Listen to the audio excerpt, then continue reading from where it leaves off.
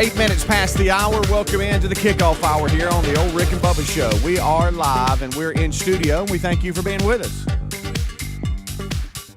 Greg will be joining us at some point today. Not with us right now, but he'll be easing on in today. I am Speedy alongside Helmsy and Eddie Van Adler. Rick and Bubba join us in 1 hour from now. We've got a pretty busy show on tap today. We'll update a lot of what's going on in our personal lives. Also, Dana Perino from Fox News, she has a book out, Everything Will Be Okay, Life Lessons for Young Women, and we'll speak with her in about an hour and 10 minutes from now. So you want to make sure that you're standing by for that. Plus, we have Rick and Bubba University, the podcast today. A lot to handle today, plus your phone calls at 866-WE-BE-BIG. Well, let's bring him in. There he is over to my right. It is Mr. Michael Helms. What's up, buddy? How are you? I'm good. Family's good. Fired up for the day. Fire it up. Yep. Ready to go. Ready to go. Having Dana on today, it will be something I know. We were trying to schedule her for Rick and Bubba University, the podcast, and it just never worked out. Just to have more of a long form interview, because you hate when you finally have a guest on that you've been wanting on, and you got 10 minutes. It's tough to squeeze it in, but we'll at least speak with her today. She's got that book out and making the rounds and talking to different media outlets, and so we look forward to having her. I enjoy her on Fox News and her input and her angle on things, working in the White House before and stuff. So it's been interesting to hear her take on a lot of things. And I like getting her perspective. Yesterday I was flipping channels, trying to go back and forth from different things, the storms going on in our part of the world. And she was on at that point in time. And this is when, if you listen to the show yesterday, I got in a little trouble for something I did, and so I thought I wasn't in trouble, but I could tell by as the day unfolded that I had not been unscathed in that whole video deal with my wife. And it was about the time that I knew this was when they were on Perino, and I thought about that. I thought, well, if we can get to her interview tomorrow, I'll probably be fine. Yeah, you're thinking ahead. So I got a little trouble. It was one of those things too, where I think she was so caught up in the storm and her work that she kind of just forgot about it. The day went on, right? And then after things kind of settled down late last night and later in the evening, she made it very clear that better not happen again. She didn't say that, but that's her actions and the things that the little cold shoulder. Yeah. You could tell there was a lot of frustration with. She even said this. She goes, "Don't you have to get permission to put things on the air?" And I said, "Oh boy." I said, "What are you going to do? Sue us? Like you going to file a lawsuit against Rick and Bubba?" Of course, I shouldn't have said that because that made it even worse. Yeah, it did. You just need to just say, I'm sorry. I did. Over all the years with the show, we've all found ourselves in different situations where you walk back into the house and, it's like, oh, boy, I wonder if she heard the show today. This one here, you knew she had found out because apparently somebody started texting her asking if she had heard the show and that she had been on the show and that, you had played a Marco Polo video of her talking about your severe weather plan, which I thought was very helpful for everyone. It's almost like a little PSA that we had. I know James Spann was just thrilled that she was out there doing that. That helped a little bit that he liked it. And I hope that you had forwarded emails that we got from our audience that said, you know what, she got me fired up, and I was one of those that just didn't really care, and I got a plan now. Did you share those with her to help a little bit? I did, and a couple things. So one, and I thank you, Bill Bubba Bussy, because Bubba was so fired up about Amanda's video that he even took the time to send me an email to make sure that I give it to Amanda. Okay. And then another gentleman sent, which was a very nice, sweet email that he wrote to Amanda in regards to that. And then another gentleman did the same thing and talking about how his wife was so fired up that he was taking a leadership role in the house and getting all this together. And I held those. I didn't bring those out quick. I wanted to wait and see how the day was going to go before. And so, as you can tell in the tone of my voice and that me even discussing this, I did bring those emails out. I forwarded those right to her and just said, "Hey, check your email when you get a chance." See, honey, this is why we did what we did. I think that did soften the blow a little bit. And we'll see what today brings, but I think she's a little frustrated. Well, you did the classic ask for forgiveness instead of permission. You just went ahead and did it. And I normally don't do that. Right, because you knew what the answer was going to be. Well, and it was you better not. Yeah. And I appreciate that. Anything for the show, and you kind of fell into that category yesterday, and we appreciate you taking that for the team. And I do. I think she did a fantastic job and probably helped a lot of people yesterday. She did. So, and it seems like all the Rick and Bubba staff members fared well. I know in the state of Alabama, you've got all kinds of states, and Span even talked about this. Now, states east of Mississippi, Tennessee, Alabama. Now they're going to experience today what a lot of us experienced in the Southeast yesterday. And I know there was a number of communities that were hit with different tornadoes. I guess when the sun comes up today, if you're listening live, it's the kickoff hour on Thursday morning. They'll go and assess what all happened, because a lot of this started, developing as the sun was going down and it got dark last night. But as far as the staff members go, it seems like everybody fared okay. Certainly some destruction across our state, but I think based off the warnings that we had and the sense of urgency that everybody was bringing to the table, it wasn't as bad, which I'm thankful for that. And I'll say this. There are people that have damaged homes today, and there's some people that are injured and those type of things, but the sense of urgency that I saw out of multiple meteorologists yesterday, I had not seen that in a long time. Well, I'll tell you what, and for those of you in different parts of the country, you've been probably part of situations like this where storms come in different waves. And yesterday, the storms, it was supposed to be an afternoon wave, and then it was going to hit again later in the evening. I think what Helmsley's trying to say is that second wave, it was just thunderstorms, which really, I think, made James Spann and others, feel relieved, because the afternoon was pretty happening as far as tornadoes go. At one point, they showed Mississippi and Alabama, and there were just little boxes everywhere of tornadoes that were out and about. So I'm just glad that the staff is okay, and because you left us yesterday. I had a bad feeling. I don't even know why you said this out loud. You said, "Guys, I hate to say this, but I think somebody here is going to have damage." And I thought about that all day yesterday. Yeah, and I thought it was going to be me too. Did you? Yeah, okay. I thought it was going to be me or Adler. All right. I thought it would be. Sorry, Ad. Because we have so many trees in our neighborhood and around our house, and then I thought the timing of everything with Adler trying to get some things ready at his house. I thought that may be, because that's how things work. You get everything like you like it, and then a storm happens. Sure. I was focused on my little tree I'd planted. I was like, well, that little thing's hanging on. I think we need to name the tree. I was thinking Maggie. Magnolia. Maggie. Well, that is good. Is that okay? Did you name the one that you put up on top of the hill that is dead? I really hope it comes back to life. It's not dead yet. We just don't know if it's not blooming. Rick and Bubba.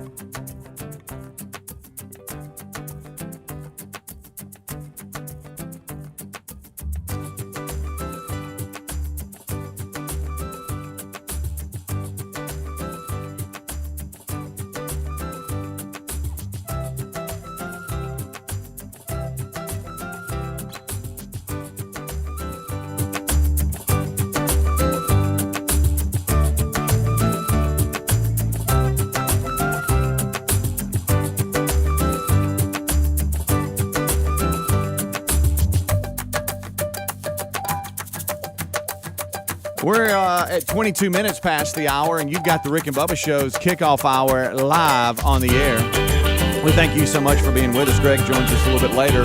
I am Speedy alongside Helmsy and Eddie Van Adler. The Good Time Gang is here. In an hour from right now, we'll have Fox News' Dana Perino on with us. Her book, Everything Will Be Okay, Life Lessons for Young Women, from a former young woman, by New York Times best-selling author Dana Perino. She'll be with us in an hour from right now. If you want to hang out with us, we'd love to have you. It's an interview that you don't want to miss.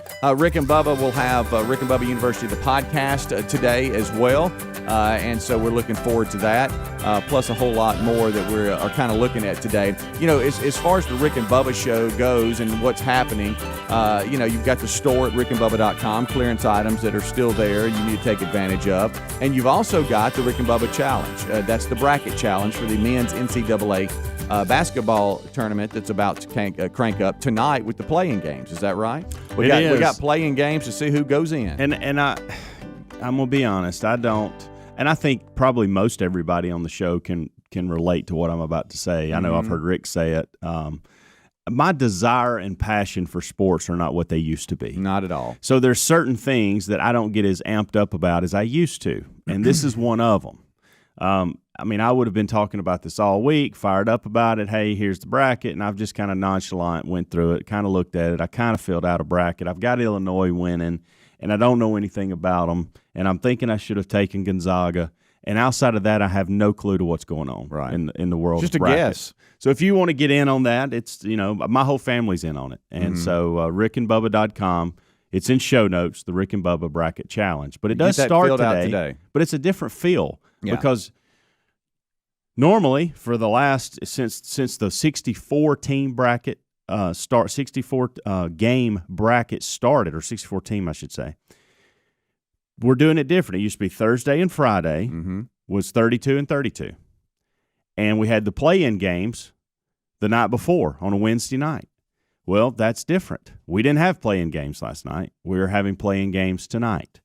And so then the official big tournament doesn't start until tomorrow. And I'm kind of bothered by that, because even though I'm not fired up about college basketball at the moment, there's something about going through my day today knowing at 11 o'clock there would be basketball games on all day long. Yeah. I mean, look, we know people that schedule surgeries around this tournament to where they're recovering and laid up and can just watch basketball. Usually has to do with frozen peas. It does. And I just, you know, they've had to maybe adjust their surgery a little bit, maybe a day. Yeah. But it, you know, there's been years where I've paid attention just a little bit, and then there's years where I have no clue. Yeah. I have no clue. I mean, the only team I have anything to even remotely know about is Alabama. Yeah, and that's just because I live in the state, and Tyler has a friend that plays for him, and that's it. That's all I know. I have no idea. I mean, I have no idea. I would literally be guessing every pick if I filled one out. Well, if you're for some reason thinking this year is the same as always, you're going to be rudely disappointed today at 11, 12 o'clock when you go to flip on the TV, because the play-in games are not till this evening, and all the madness will start tomorrow. It starts at 4:10 our time, so 4:10 Central, and you've got back-to-back games.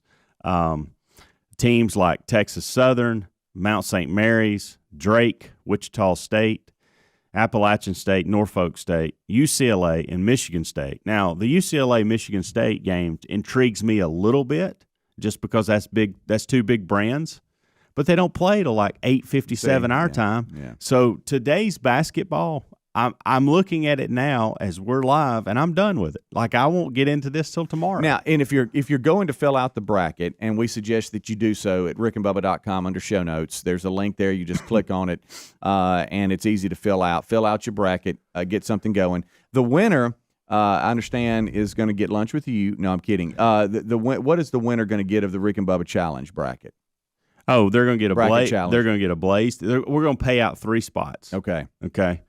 Blaze TV membership for the first winner. Okay. And then a Rick and Bubba prize package. It'll include like shirt, hat, We'll throw something. We may throw a How to Be a Man book in there. We'll get the manchurch.com involved. I know this look from you. Are you making this? I am, as I go. Okay, all right. And I remembered last time when we you discussed this a couple of days ago, I mentioned Blaze TV, and that's why I continued to bring that up today, because I wanted to be consistent. Yeah, it looks like we're playing with the helms. We now. kind of are. Okay. We kind of threw this thing together last minute. Didn't want to do it, but a lot of emails over the weekend of, hey, where's y'all going to do the bracket challenge? And I thought, you know what? It's not about you, Helms. It's about the people. Let's give the people what they want. And so anyway, and we'll give the second and third place prize something too. All right, but today is the last full day you have to fill it out, and then you'll have till 11 o'clock tomorrow Central Time to have it filled out. So to make your changes and fill that. And see, that's what I'll do. Is I went ahead and just, because I know nothing about anybody other than I can look at the seeds and kind of know, well, they must have had a decent year. They're seeded here. But you're guessing too. I am. You really I'm completely guessing, and so. I got mine done the day we set it up, but now I may, if I find some time, I may go in and tweak here or there, depending on what I hear people say. Helmsy, that's okay. No, as long as it's done before 11, they'll lock you out at 11. Hey, yeah, and we've talked about these multiple bracket people. Oh, I don't even want to talk about that. Let's not do that at all. And the only reason we're talking about this right now is because Greg's not with us at this point, and we can, because he would be making fun of this right now. And really, what we're doing is, it's less about the tournament. It's more about the Rick and Bubba bracket challenge, really, is what it is. 100%. And so we're just promoting that to go fill it out. There will be days where I forget the tournament's even going on. Yeah. So, all right. So and get your bracket in. You talking about sports, you're right.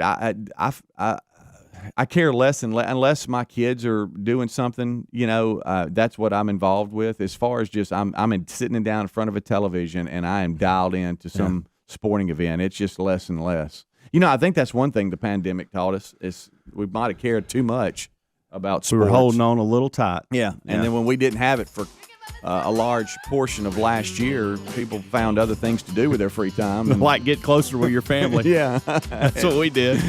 Hey, we actually like being around each other. Why have we not been doing this? Oh, you live here? Oh, my goodness. So rickandbubba.com, you just go there on the main page under show notes, and you'll see the Rick and Bubba bracket challenge. Here we go, Alana. I need you. Rick and Bubba, Rick and Bubba.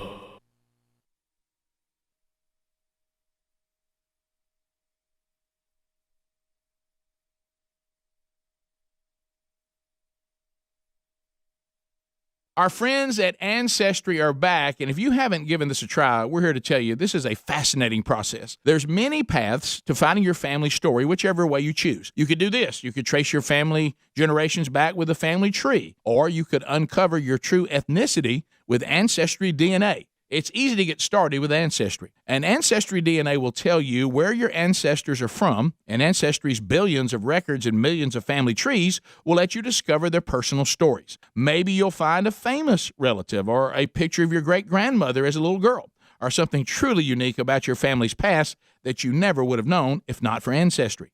Start exploring your family's history today. No other DNA test delivers such a unique and interactive experience.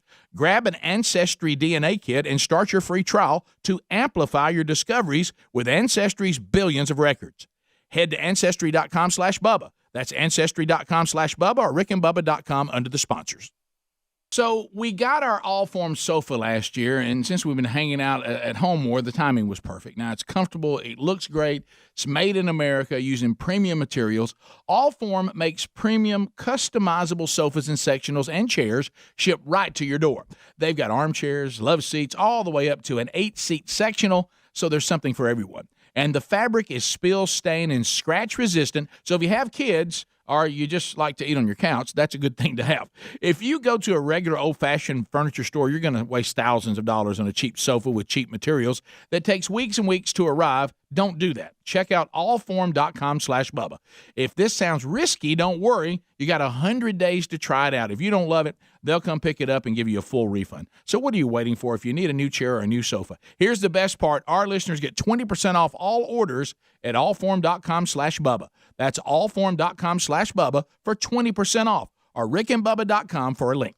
Folks, we've been talking about Relief Factor on our show for quite some time now. Do we guarantee Relief Factor is going to lower or eliminate your occasional aches and pains? No, we never make a claim like that. But what I can tell you is that the majority of folks who ordered the 3-week quick start pack for only $19.95 go on to order more. Now, what we really like about Relief Factor is it's 100% drug-free. It's a supplement that's made up of ingredients that simply help your own body deal with its natural inflammatory response. For a lot of us, that's very important. Getting older, working outside in the warm weather, even exercising can cause frustrating aches and pains, or maybe it's the occasional back, shoulder, or hip pain that's bothering you. Relief Factor has helped us and so many of our friends, so when you think of it this way, is $1 a day too much to see if you can get out of some of that frustrating pain? To order this 3-week quick start pack for $19.95 plus shipping and handling, just go to ReliefFactor.com. That's ReliefFactor.com. Let's see if we can get you out of some of that pain. Also, you can go to RickandBubba.com. Look under the sponsors button for a link. No matter how much I put into savings, my car doesn't care what that money is for. My car doesn't care about my bills or my dream destination vacation. When something breaks, it's always a setback. That's why I recommend CarShield. CarShield helps protect me from paying thousands for a covered repair, like if my AC goes out or my GPS stops working. I get to pick my favorite mechanic to do the work, and CarShield's administrators take care of the rest. And when your car breaks down, you can get roadside assistance, rental coverage, and trip reimbursement, all at no additional charge. Whether your car has 5,000 miles or 150 miles, CarShield has monthly coverage options to fit your budget. Your car doesn't care about your savings, but with CarShield, you'll spend less and gain peace of mind. Get coverage today and see why CarShield cars go farther. Visit carshield.com, use the code BUBBA to save 10%. That's carshield.com, the code BUBBA. A deductible may apply. Or visit rickandbubba.com. Take advantage of an irresistible new offer from HelloFresh and hit refresh on your dinner routine. Get delicious recipes and fresh pre-portioned ingredients sourced directly from growers and delivered to your door. With more than 25 weekly recipes, there's something for everyone to enjoy, including family-friendly, vegetarian, and low-calorie options. Say goodbye to never-ending meal planning and prepping, and say hello to new 10 to 20-minute meals, low-prep recipes, and quick breakfasts and lunches. HelloFresh recipe cards are easy to follow with simple steps and pictures to help you get meals on the table in less than 30 minutes. Plus, you can skip the store and save up to 28% on groceries. HelloFresh isn't just delicious, it's a good deal. Go to HelloFresh.com/Bubba and use the code BUBBA for 12 free meals, including free shipping, for a limited time only. That's HelloFresh.com/Bubba, the code BUBBA for 12 free meals. The code is BUBBA at HelloFresh.com/Bubba, or visit RickandBubba.com under the sponsors. Rick and Bubba's in Ohio! Rick and Bubba. Pass the gravy, please. Rick and Bubba. Ooh, it brings me to my knees. Rick and Bubba. I can't start another. Rick and Bubba. 25 minutes until top of the hour. It's the Rick and Bubba Show's kickoff hour. We thank you so much for joining in. The Good Time Gang is here, minus Greg. He'll be joining us at some point today, and look forward to that. We got a busy show for the main show. Rick and Bubba join us at top of the hour, and coming up at 20 minutes past the next hour during the main show, Dana Perino with Fox News will be with us. Her latest book, Everything Will Be Okay, Life Lessons for Young Women. We'll talk to her today, plus your phone calls at 866-WE-BE-BIG. We've discussed Rick and Bubba's bracket challenge. That link's at show notes at rickandbubba.com, right there on the main page. A lot going on at rickandbubba.com. Click the store for those clearance items. A lot happening. And don't forget, today's Rick and Bubba University podcast is today as well. And we've got a guest that I think is really going to give us a better insight as to how states prepared for COVID, because, you know, we're kind of at the year marker.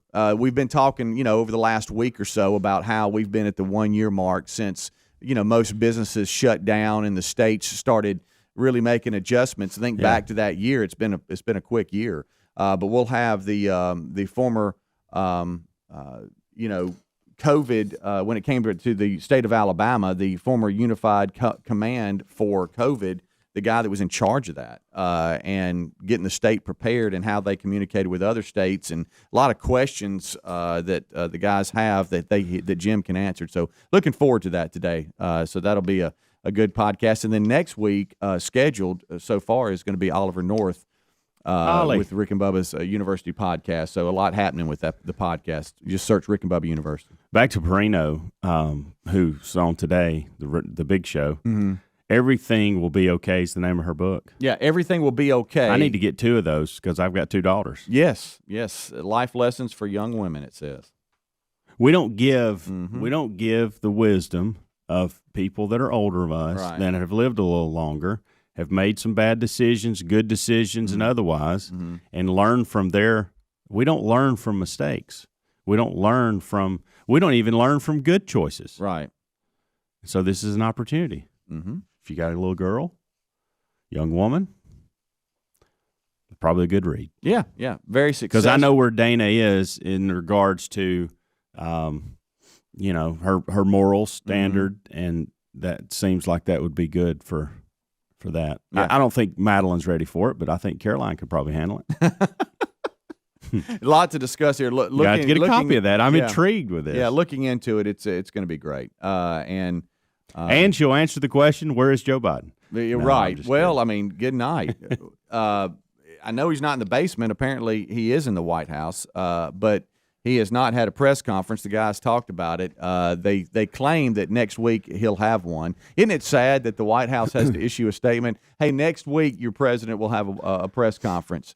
So I think is it 57 days? It's And counting? it's upper 50s now So- for sure. It'll be in the 60s by the time he does it. If he stays true to actually doing it and nothing happens. And the White House statement is he don't really have time right now because he's focused on the pandemic. Well, what does that So mean? thank you. So I really do. I hope we have a president that stays focused on. So I hope he doesn't just stop being focused to do a press conference. Like I would hope he's focused on things throughout his days. Right.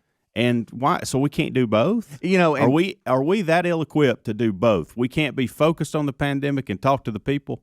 Is that what you're telling me?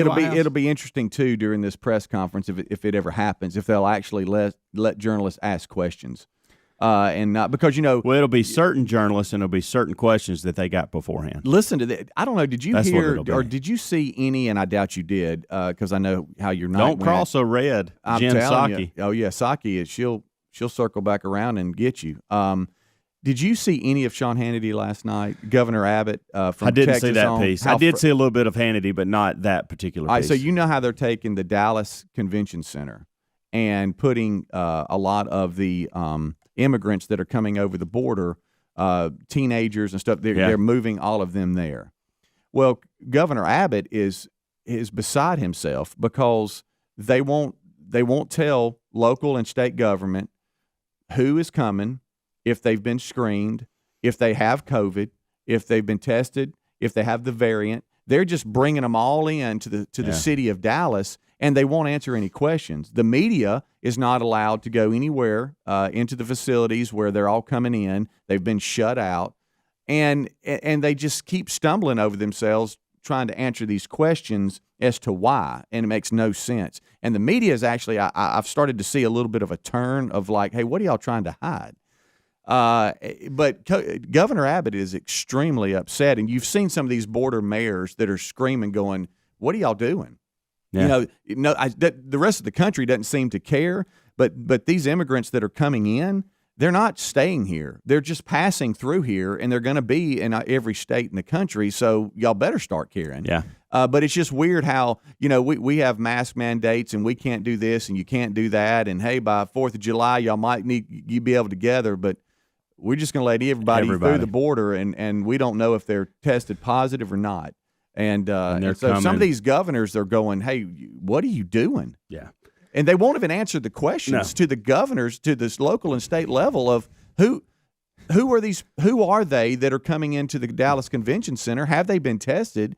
And if not, are they going to be tested? And if they have been tested, have they tested positive? It's hard to protect your state when you're allowing people. You're not allowed to govern your state. Yeah. And and another thing, and I'm not trying to rant or anything, but I like this it when you rant. awful shooting that we had over in Georgia, okay, where this crazy person went to shooting and went to these massage parlors and started shooting. Well, Psaki, started talking about and blaming Trump and It was all race. The Race, Trump race, administration race. is calling Yeah. it the Wuhan virus and how Asian Americans have been targeted and blah, blah, blah. And yeah, we can definitely point to that. Well, now it's come out that it wasn't race related. The guy had a sex addiction. Correct. Yeah. And it wasn't just Asians that were shot. There were also whites that, Caucasians that were in there. I mean, it's sad that anybody was killed. It's an awful situation, but coming from the shooter, it doesn't look like it was race related. It was more of his addiction. Is that what you're seeing? That's what I'm reading. No, and it's so sad is Psaki that you going to had- walk that back? Probably not. Probably not. You've got 11 dead. Was that the number? Hey, 11 people. We'll just say it's 11. 11 people. It's awful. Dead, and we're the first thing we bring up is race, which is so sad. You got 11 lives, families destroyed over this crazed idiot who does evidently have this sex addiction, and so I can tell you right now, digging into that, the media would only ask questions about race yesterday. I don't get it. I really don't. Well, I do get it. I've seen it. I've seen our society today. According to the story I'm looking at right now, he's been charged with 8 counts of murder. Okay. And according to this story, he had been in rehab for sex addiction and was just wrapped up with guilt over his urges, according to people who lived with him and were in his transitional housing. And it more and more has come out with that's what he was dealing with, and that's what motivated these killings, not race. That many people shot, and all we do is because we want to tell the story and we want it to be race related, so we have an agenda. We can pour into that agenda. Yeah, and again, there might be more that comes out, and There if may. so, There may. I'm not saying that there was nothing to the race side of things. There could be something that comes out and says, "Oh, well, yeah, he had an addiction, but he was also doing." I don't Right. know, but it just seems like we're so quick to jump on that, and then now more is coming out, and it's like, wait Well, it was a the minute. only thing that they kept asking yesterday. Yeah. And you're right about Psaki. Anyway, it's very frustrating. But hey, that's what happens when you lose at the polls. You get a frustrating government. And you sit here and watch the things that were so smoothly run, that were you can name win after win for the American people on both sides. And, all of it's being ripped away. Yeah. And I heard Lindsey Graham say yesterday, and Hannity gave him credit for this. He said, "You told me a couple months ago that the biggest thing this country was going to face was the border battle." And a lot of people didn't give you a whole lot on that because they thought there were other things with the pandemic and these things that we were struggling with in the current moment. And you kept saying the border is going to be the biggest challenge. And he said, "I'm here today to tell you, friend, you were right. You were all over it." Back to your point in regards to just coming in by the droves. Yeah. And I heard the president from El Salvador the other day in a great interview with Tucker Carlson, just talking about how the people that are leaving our country are the people we want to keep in our country. Like, they're the ones that can turn this country around. We're going about this the wrong way. Yeah. And then they're getting to America, and their opportunity is not what they thought it was. Rick and Bubba, Rick and Bubba.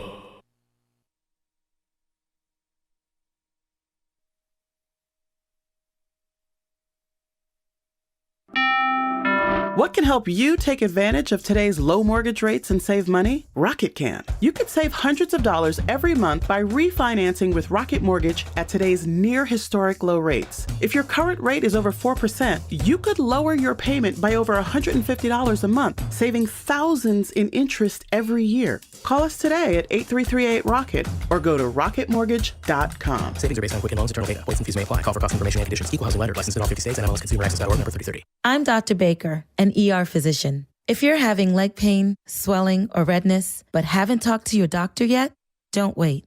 This could be deep vein thrombosis, a blood clot which could travel to your lungs and lead to a pulmonary embolism, which could cause chest pain or discomfort or difficulty breathing and be deadly. Your symptoms could mean something serious, so don't wait. Talk to a doctor right away, by phone, online, or in person.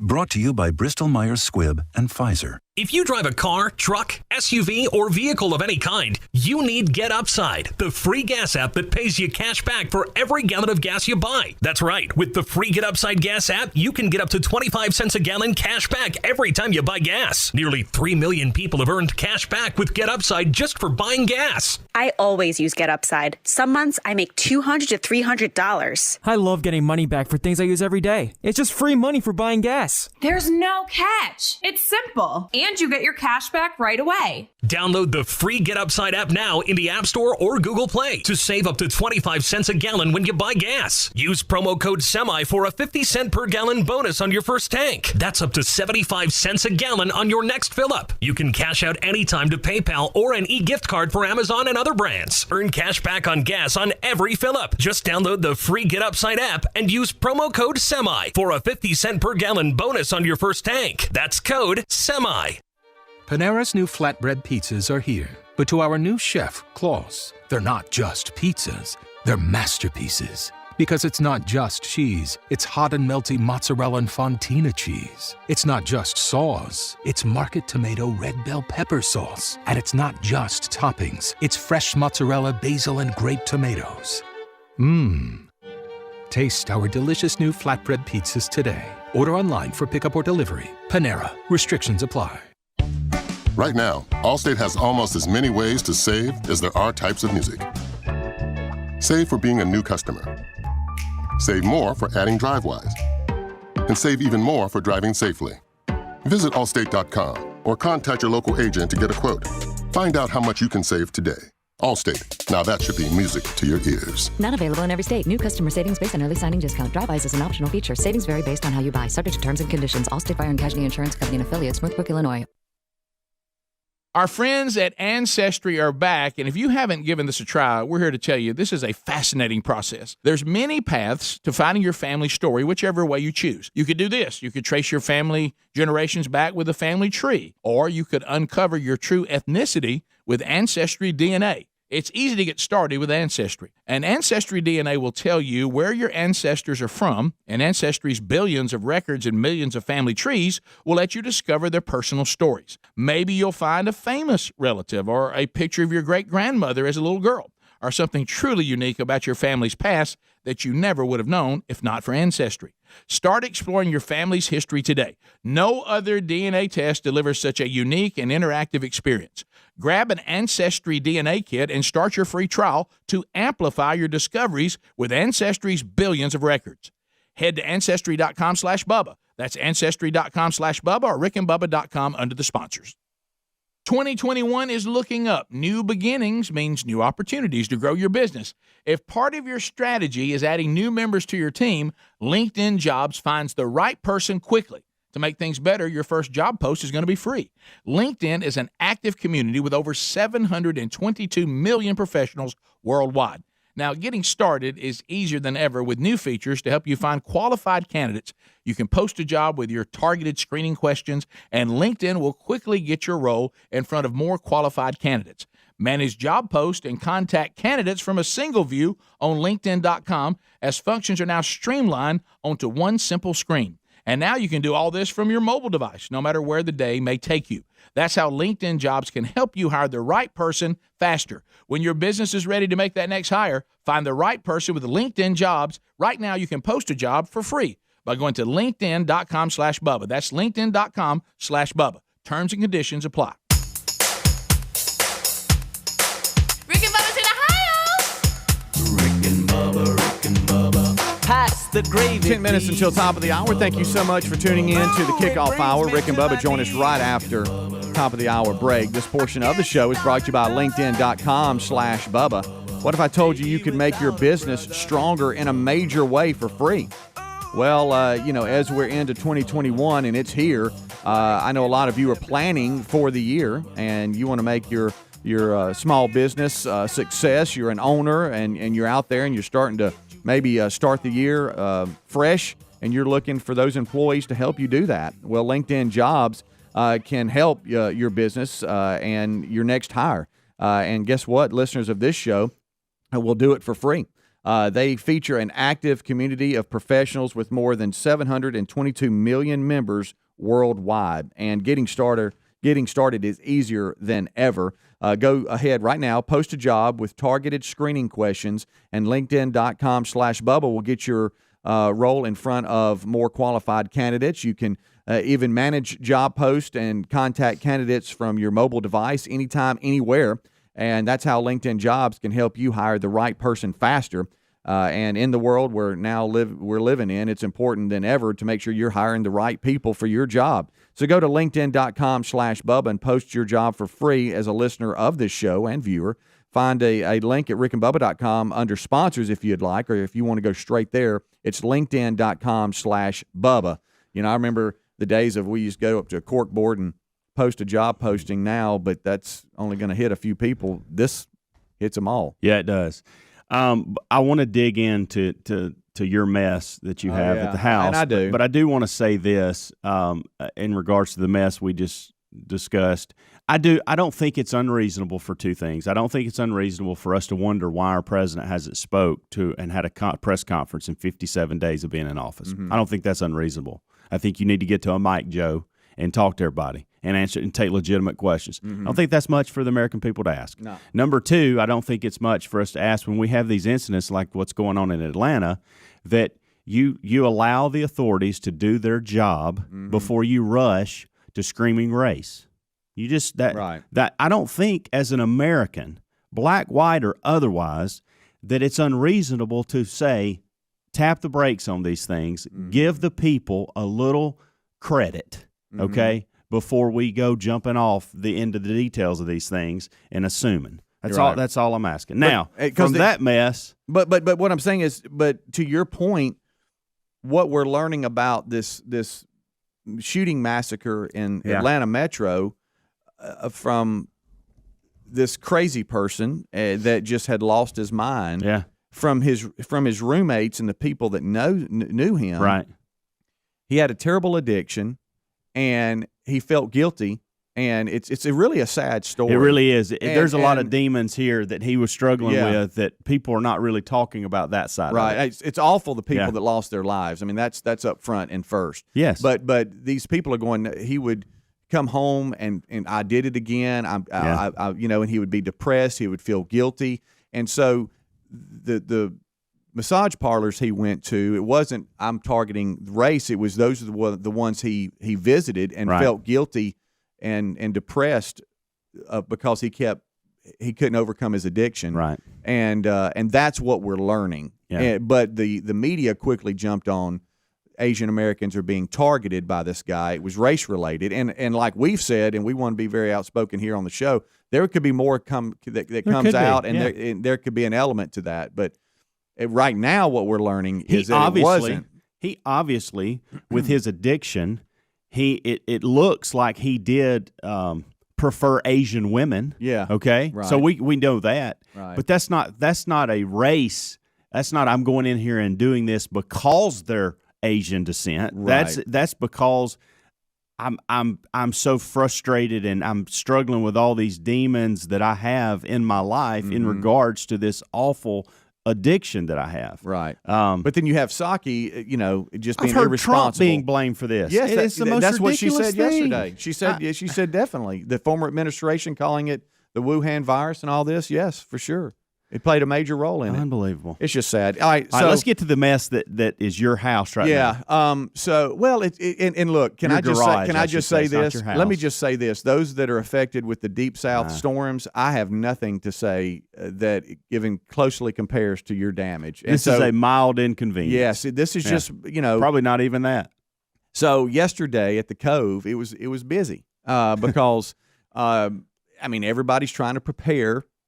They're outside on things that can fly off or with gusts of wind or severe weather, patio furniture, things that are light that can just end up in somebody's yard. So we get to moving stuff around. I mean, we cleared the front porch, our little back porch. We're pulling stuff, and my garage looks like a storage unit right now. Could hardly close it because you were putting stuff. Well, and you get caught up in it. I mean, you're throwing all kinds of stuff in there. And, my front porch is bare. The back porch. Did you pull your cars in there? No, you can't fit those in there. I mean, you know what? Let's put a. That's the reason I asked. Let's put a $50 bench in there, but leave the car outside. I didn't think that you normally pulled them in there. Yeah, but I was wondering because of potential hailstorm, did you actually clean it and put it in there? But, right. Well, we didn't have our cars in the new house garage. Okay. Because the garage has been a what the boys have named the Wilburn Warehouse, and that is where they go to work out. And it's a nice one too. Well, I mean, it's hey, here we go. And during the pandemic, if you'll remember, all the gyms were closed or whatever, and so they'd be out there every day. And Reese still goes out there a lot, and so. I think once they start to ease out of the house, that will become our garage again. You'll start putting cars in there versus weights. We weren't parking in there to begin with, but now, what I'm trying to say is, so when I go home today, that's waiting on me. But you get caught up in it. Well, this has got to go. That's got to go. This has got to go. That's got to go. And before you know it, that thing was full.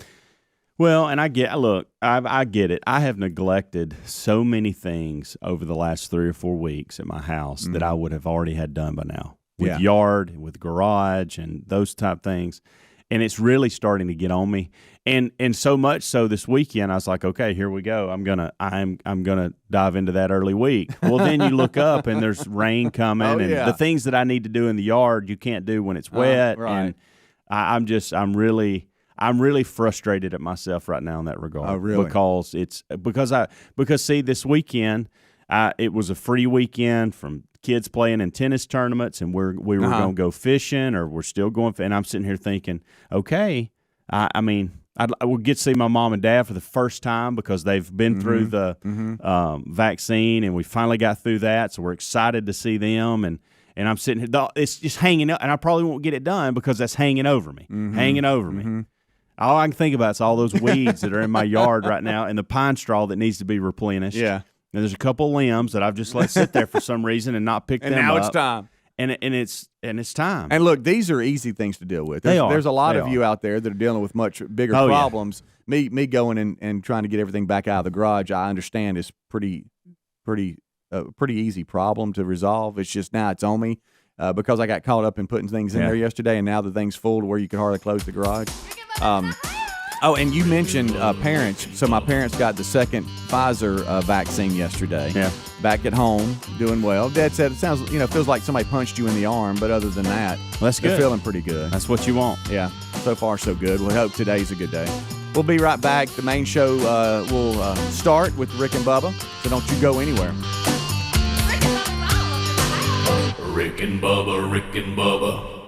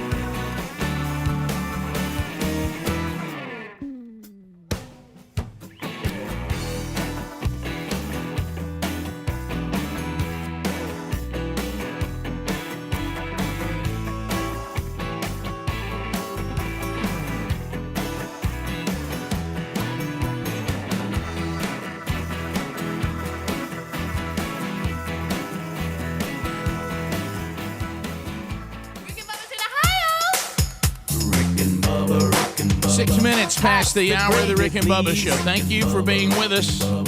A brand new hour has begun.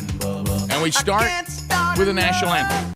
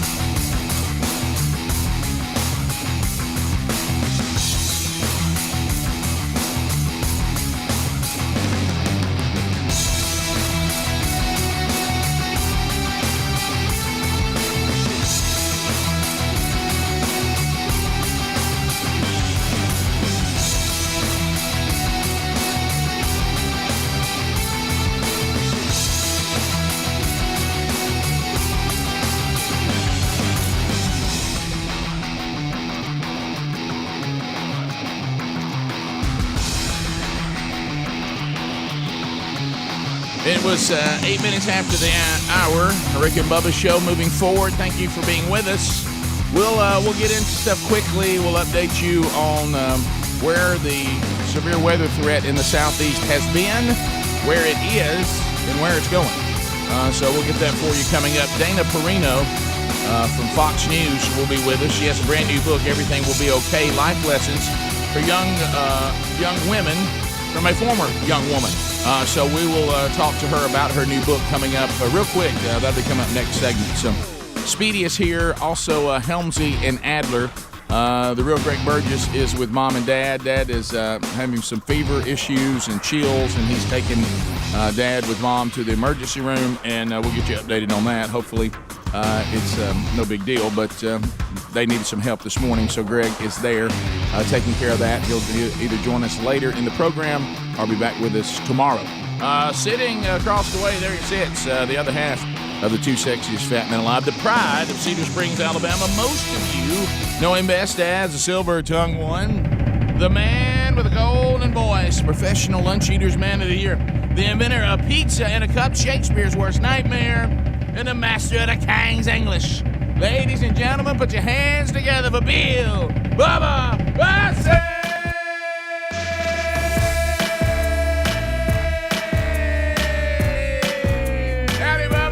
How about it, Rick Burgess? Friends, neighbors, associates everywhere. Welcome into another edition of Rick and Bubba.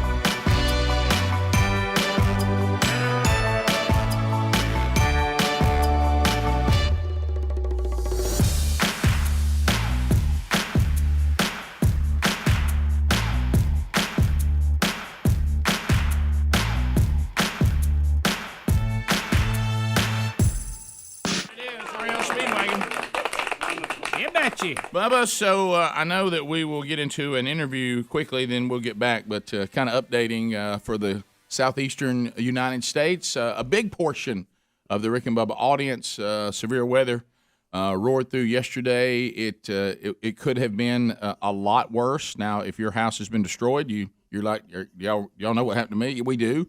But we are thankful because it was forecast, and if the temperatures had been varied just by the fewest of degrees, it could have been much more severe. We were very, very blessed that it did not turn out to be worse. These tornadoes were trying to gather themselves and stay organized, and thankfully they were not able to do that and go a long way on the ground, just killing and destroying on the way. So people do have property damage. There may or may not be some minor injuries at this point. Praise the Lord, there are no deaths. But it's not over. It's still affecting people throughout today. Yeah, Georgia, the Carolinas are going to have their share of it today. As a matter of fact, the tail end of it's still in South Alabama around Dothan this morning. Yep. So they're still having to deal with that. So everyone needs to pay close attention to their Rick and Bubba station for the latest updates as this continues to move on. But Rick, just as you said, now the numbers I've got right now, and this could change as daylight comes up today, but I don't think we had any loss of life last night. Any injuries were minor, and but they did document 21 different tornadoes. Over the last 24 hours in our state. So the weather folks did a great job. They had us prepared. It seems like everybody heeded the warnings. They got the school kids home early, got the big trucks off the road, and it seems like everyone did a good job. Let's be thankful. Yeah, we watched, of course, our buddy James Spann. Those of you that are fortunate enough to have him, the great job that he and his team do. But it was interesting for James, with just the way he gets going, all the things he's been accustomed to. He really wanted everybody to know that they were rain wrapped, and there's nothing he could do about that. They couldn't. Right. Yeah, we enjoy watching the coverage. One, for safety, but just to see everything that James has to put up with on live TV. Yes. And boy, it was something. Hey, he called in all the big dogs yesterday. He had his normal crew out, but when he calls in John Brown. And John Olshoe. Olshoe worked with James many years ago. Of course, he's independently wealthy now, but lives at the beach. But when he rolls back in, look out. Yeah. When they call Olshoe in, I know. Hey. They mean him and John Brown. They mean business. Look, we were, and you could tell that James meant business, and listening to some of the stuff that was going on, and the only thing is that time we had spotter convergence. I thought well, for a minute, James. Y'all love that, didn't you? You had Olshoe and John Brown following the same storm from two different directions, and they basically met at one place, and James used the term storm spotter convergence, and that was great. I love what we got here is spotter convergence. Oh my God! What are we gonna do? That's great. And it's rain wrapped. Oh no!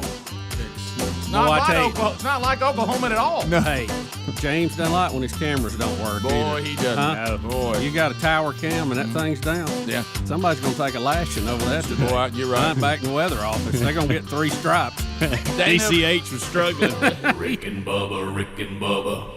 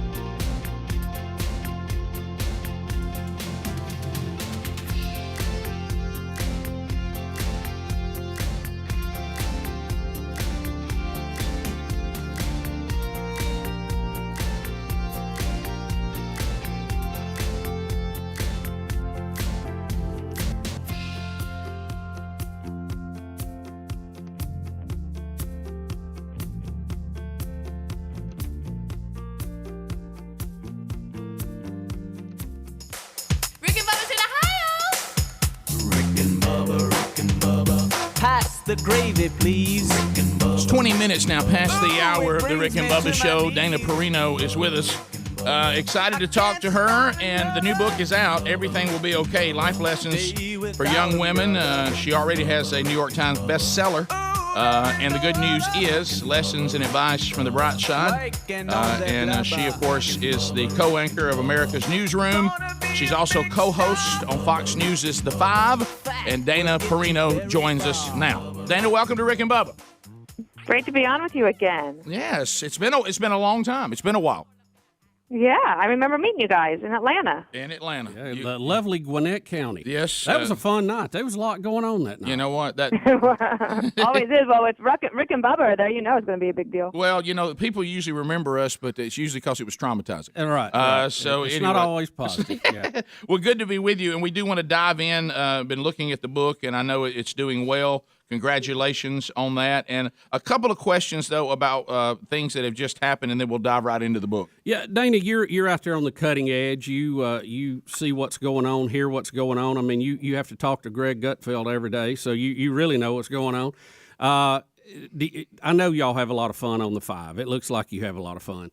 We do. We're about to have our 10th anniversary, too. That is amazing. Boy, that went by fast. I know. Let me ask you this. The past election, there was a lot of dust up about was it fair or not. What do you think? Was it fair? Well, I think that's a pretty loaded question. In general, do I think the election results were correct? Yes, I do. And I know that but you could argue, of course, that there was some fraud in some places. And especially I know that, for example, Matt Schlapp pointed to irregularities in Nevada. However, they were not able to prove them in court. And one of the things I point to as well, and I want Republicans to understand this, is that, for example, in Georgia, which was very, very close, and David Perdue lost that race to a runoff by 0.3% of the vote. And that's this. 25,000 registered Republicans in Georgia that voted in the primary that year, so in June of 2020, they vote in the primary.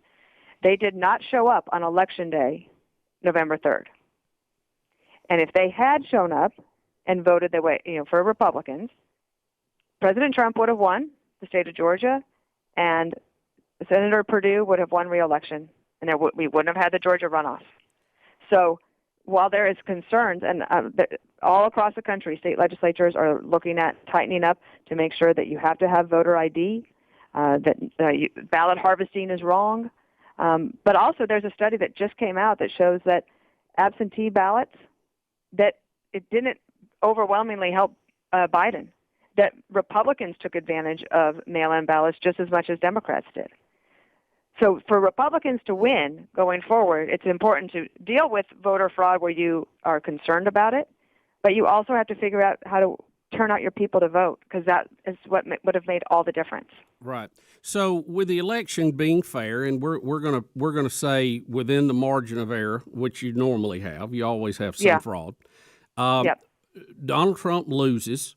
A lot of people just couldn't imagine that after seeing the turnouts that he had. And some of the common sense policies that he had adhered to. Why do you think he lost? Where did he miss the boat on this? Well, I think that he actually did very well. Now, if you look at the Republican Party across the board, think about those House Republicans. They didn't lose a single incumbent. That's incredible when you have somebody like Biden that won by that much more than President Trump. It just, at the end of the day, more Democrats voted for Biden than for Trump. That's just the raw numbers. I don't think President Trump did anything wrong. Could they have focused on this here or there? Yes, more. Could they have been more ready for dealing with those fraud claims to try to win in court? Yes. But I just feel like when you lose by that narrow a margin, it hurts. But I think that people are getting a little bit too wrapped up in the idea that President Trump's rallies were so popular. They're unbelievable. Biden has none of that. So you can't imagine, nobody cares about Biden, but the Biden voters were quiet. They didn't go to rallies. They didn't have any rallies to go to. He couldn't have held a rally. I mean, come on. Yeah. But you still have to have more of your people than their people voting. Right. That's what it comes down to, is the math. Right. Well, this kind of goes into the book now, because one of the things they said is he didn't resonate with women, that the women were the ones that didn't want to get out for him. But your book really is taking on women, especially young women. It's our job as those of us, as men, you hear this all the time, older men need to be mentors for younger men. You don't hear that as much with women. Your book wants to take that on, and you want to do that job. And talk to young women. And I like the approach of the book because men and women are certainly equal. But I think the problem is there's a push, mainly by the left, to say that men and women are also not distinctive. There's really no difference. They're not just equal. They're the same. And your book clearly says, look, we are equal, and women can maximize their potential, but women have unique problems. And take that on. Tell us what you're trying to do with the book. When my husband read one of the drafts, he finished and he said, "Wow, you guys think a lot." Right. That's so true. That is so true. He said, "Women think more about what men are thinking than men actually spend thinking." That is so true. My wife had to learn that men really can think about nothing. That's what Peter said the same to me. He's like, "Wow, you guys think all the time." And I did an interview a couple weeks ago with a faith-based podcast, and at the end, the gentleman interviewing me said, "Dana, I have one last question. Do you believe you're an overthinker?" I do. So one of the things I do in the book is say, let's just embrace that. We are not going to change the way that women think and worry and have anxiety and go over things over and over again in their mind. What I try to do in this book is say, here's some real practical advice for you to channel all of that energy into more productive uses so that you can get that job you want or figure out a way to get out of something you don't want to do, which either might be a job or a social commitment. And what I really try through some pretty practical means is to help women find a way to experience more of life's joys. I believe that God wanted us to live in a state of serenity and joy, but we have to work at it. So the book title is Everything Will Be Okay, but that doesn't mean you don't have to work. You have to actively make sure that you are doing all the right things that you can to be competitive in this world. If you want to compete and climb the ladder, there's some great things in here for that, but there's also some suggestions here for how you can cut back, and that's okay. Well, let me ask you this, because on that point, and I know we don't have a ton of time, there's a lot to unpack in this book. We wish you could stay about an hour with us. But I want you to hit this one, because we are all married, so we have women in our lives that are the number one most important earthly priority. You said something that really was profound: how to make your worry work for your advantage. And I was blown away by that comment, because women seem to be anxious and worry all the time. You say you can actually use that for your good. Explain that for a minute. Well, I think that the fact that I was a worrier, in some ways, that made me work harder. So, for example, I had a lot of inferiority complexes when I went to the White House, because I'd only gone to the University of Southern Colorado on a speech team scholarship, and I was surrounded by people that went to the Ivy Leagues. So I was immediately just inherently thought that they must know more than me. They must be smarter than me. Right. So then I worked so hard to read more than anybody else. And eventually it really dawned on me that the president turns to me for advice just as much as he does those guys. Right. And that it didn't matter. That's why I say, it's life lessons for young women from a former young woman. And I'm trying to make sure that people know, they might think that my life looks perfect. I'm like, oh, no, look, let me just tell you, I went through some things. Right. And learn from my mistakes. Right. So, hey, I'm ahead. I'm looking back. Let me tell you what worked for me, what didn't work. And also, you want to find out, we didn't have time to cover it, the Minute Mentoring. Find out about that. We'll put everything about Dana Perino in show notes today at rickandbubba.com. The book is available. Hey, thank you so much, Dana, for working us in and letting us, let all the women across the country hear about this book. Everything Will Be Okay, Life Lessons for Young Women from a Former Young Woman, Dana Perino, available wherever books are sold. We'll be right back. Dana. Rick and Bubba, Rick and Bubba.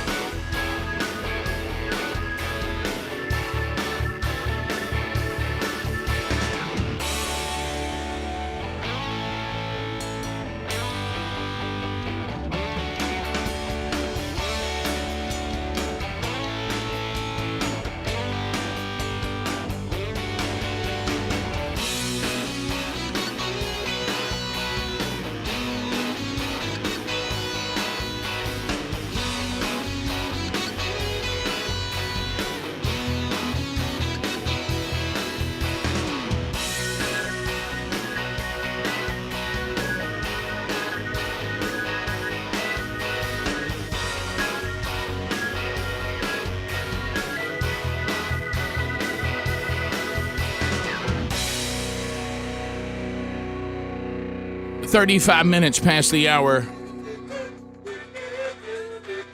Rick and Bubba Show. Much to cover on today's program. You'll be part of it at 866 We Be Big. Rick and Bubba University, the podcast, recorded again today. And we'll be talking with Jim Hawkins, Colonel, U.S. Army retired. He is part of the Unified Command for the COVID response out of the state of Alabama, but he'll talk about how it's going nationally. So another update on the pandemic coming up in the podcast today. Hey, buyraycon.com/Bubba. Got an email just from one of our listeners that said, hey, we just bought 5 pair. Hey, we bought 5 pair of the Raycons because and at this price you can because they're about half what the folks that want you to look like you have something hanging out of your ears charge you, but you're not substituting the quality. You're not compromising. They sound fantastic. 6 hours of playtime. They sync with Bluetooth easy. Even I can do it. They fit comfortably. They're more discreet. They're hip. They're cool. They sound fantastic. I like that word, discreet. Discreet. And we also, Bubba, are going to look. They're already about half what the others want you to pay. Yep. Then we're going to get you another 15% off. And our audience seems to really be jumping on this. BuyRaycon.com/Bubba. There's a 45-day return policy. If you don't like it, you can return them. You ain't going to return them. No, 15% off at BuyRaycon.com/Bubba. I love mine. Or RickandBubba.com under the sponsors. You know, that is one of the cool things. A lot of our sponsors will send us stuff to try. Mm-hmm. And, I'm really impressed with those. They work really well. They really are good. And we got one yesterday. Yeah. Are we talking about it yet? Well, if the commercial comes up today, it's in the commercial. Okay, well, good, because we can talk about that. We got that yesterday, and hey. Number one. I wore mine last night. I did too. All right, let me look. Let me see. The storm coverage was a lot better with those slippers on. Guys, I was so fired up about the Raycons. I bought my own pair. I know that's shocking. Budget guy over here. Yeah. Well, let me. But I bought some. I did too. I didn't get free ones. I bought them because somebody scarfed mine when they came in. Yeah, I ended up getting. I don't know who it could be. Yeah. Yeah. By the way, I want you. Some of you don't know voices. Speedy did not say he bought some. Now that would be shocking. That was Helmsy saying that. I mean, and it's a little bit shocking for Helmsy to do it, but it's not like it was a miracle. I mean, it wasn't supernatural. So anyway, Bubba, we don't get to talk about them today. I'm looking ahead. Well, we will in the near But tomorrow future. you will. Yeah. Hey. Yeah. The ladies at the house started playing with it. I go, hey, I got to have some. If you would have seen, and what we're talking about is something you wear on your feet. What's funny is my wife also said, "Ooh, I want to see how comfortable those are." And to watch Tiny Sherry put on my giant shoes, and she was like, "They like a clown," and she was like, "Oh, they feel so comfortable." Yeah, I know. So anyway, we'll talk about that probably tomorrow. All right, so let's do what we do here. We review our interviews. First of all, an interview on this show about a book with someone who is, we didn't even get into. She was the first female in Republican history to be a press secretary with 43. Yeah, well, how can you cover all that? Can't cover that in one segment. Dana Perino is we wanted to, and I'm glad that we asked about the election because I think that was a level-headed response that I know some people don't want to hear.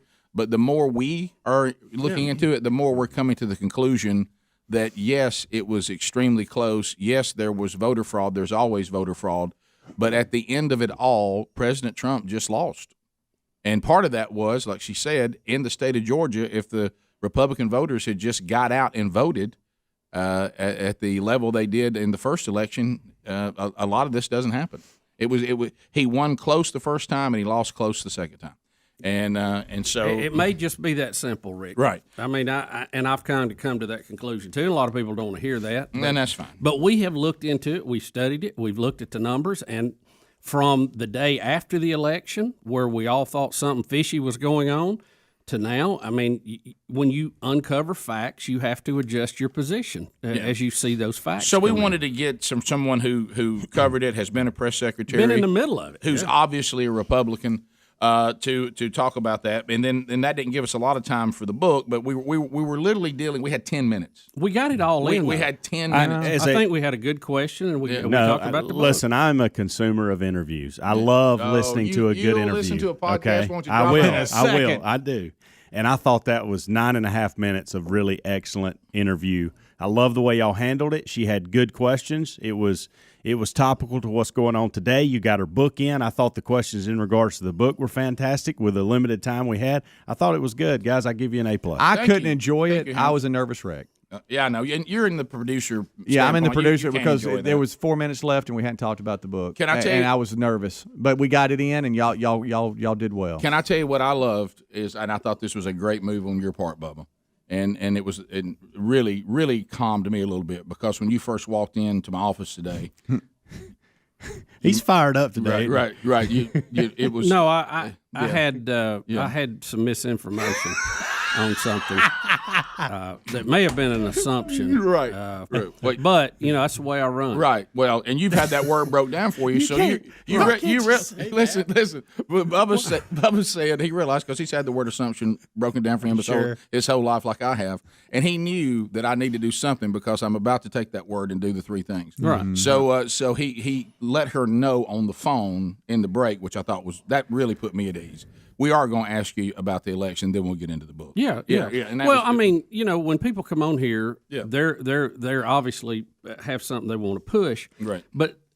And that's great because people need to know that. But there's also questions that people want to know from their expertise. Yeah. And based on the jobs they've had Right. and the position that she's had and people she's talked to and the facts that she's seen come by her. Right. And, I always kind of imagine that if this person walked into a meat and three restaurant out in the country, places me and you eat a lot, okay, what would the person at the table next to them ask them if I said, hey, I want you to meet Dana Perino? She was spokesperson. They would ask this question. No, you're right. And by the way, on the because I'm usually thinking that too. Well, let me tell you how this all works, and we've been on both ends of the spectrum, and you're 100% right, Bubba, is we fully understand, since we have written books for people who paid us money to write them. Right. Okay? Right. So that you got to adhere to that person that they say, please, when you get on the air, talk about the book that we paid you to write. Right. Okay? Right. Yes, we have an obligation to that person. But on the other end, we also have played the host side that does what Bubba said. Our job is to actually use this host as an element of the show to maximize what the audience wants from this person, which is not just the book usually. Exactly. And so I think that in the 9.5 minutes we had, I thought it was excellent. Bubba, I think we balanced that about as good as you could. Yeah, and that's why in booking them, I always try to get 2 segments because it allows for all of that. The trouble you have is when you have one. Well, that's what I was about hard to say. to get it all in. The format I just presented, and this is what just happened with Dana Perino, is when you have a 1-segment interview with a 2-segment guest. That's it. Yeah. And that's a 2-segment guest. Yeah. Like I say, And we couldn't get it. Her book might not appeal to every single listener. Let's say you're a granddad out there, and you think, well, this really doesn't have anything to do with me. Yeah. But when you talk about other issues and other questions, their interest goes up. Now they're thinking, hey, is there a female, maybe a granddaughter or somebody I can give this to, maybe somebody in high school or college that this might help them out, where they really, hey, it's a book for girls. Well, I'm fixing to tune over to the sports station or something. And I think we got in the part that appeals to what you're talking about is because the skimming of the book and all the stuff that goes with the book that I looked at. This is a woman who has been in the workplace, who is married, and is saying to women, we are equal, but we are not men. And we have unique female issues to overcome when we go out into the workplace, when we go through life that men don't deal with. She started out talking about her husband. Man, you think a lot. And women do. Yeah. So what she did is wrote a book, like you said, Bubba. If you are a male, it might be a resource for women in your life. If you're a woman, it's obvious. And she's saying, look, we aren't men. We're equal to men, but we aren't men. And so this book is from a woman who's been through some stuff and is looking back at younger women saying, here's how you need to approach these things as a female, because you're not a male. Yeah. And nothing to do with equality, just distinctively different. Yeah. And that's why I think that we got that in too. Yeah. So, no, and I think it was meaty. That part was meaty too. It's usually we want to hear from their expertise. Mm-hmm. Everybody does. And then it's like, okay, you get to the book, people buy it or they won't. Okay? Right. Here's the name of it, a little bit about it, and that's as far as it goes. But I thought both aspects of it, both the book and the expertise side, was excellent. Well, the reason why we do this is throughout our history, and we've learned from some of the people that have gone before us, we are a show that does interviews, and then we assess how the interview went. Yeah. That's right. That's why we're talking about it how do you right get now. better? Yes, I sir. think slowly but surely, and I'm speaking to me, I was a terrible interviewer, and I've really been trying to work on it, and I think we're getting better. And so, That's so, but boy, when you got 9.5 minutes, It's got to be quick. That's It's tough. gotta be quick. that's tough. So- And a radio interview is different from a podcast interview. Oh yeah, well, I mean, it's two different things. But that's the reason why we like the podcast, because you got 45 minutes to unpack a guest versus 9.5. Right. 15 minutes to the top. 866 We Be Big is our number. More Rick and Bubba coming up right after this. Rick and Bubba, Rick and Bubba.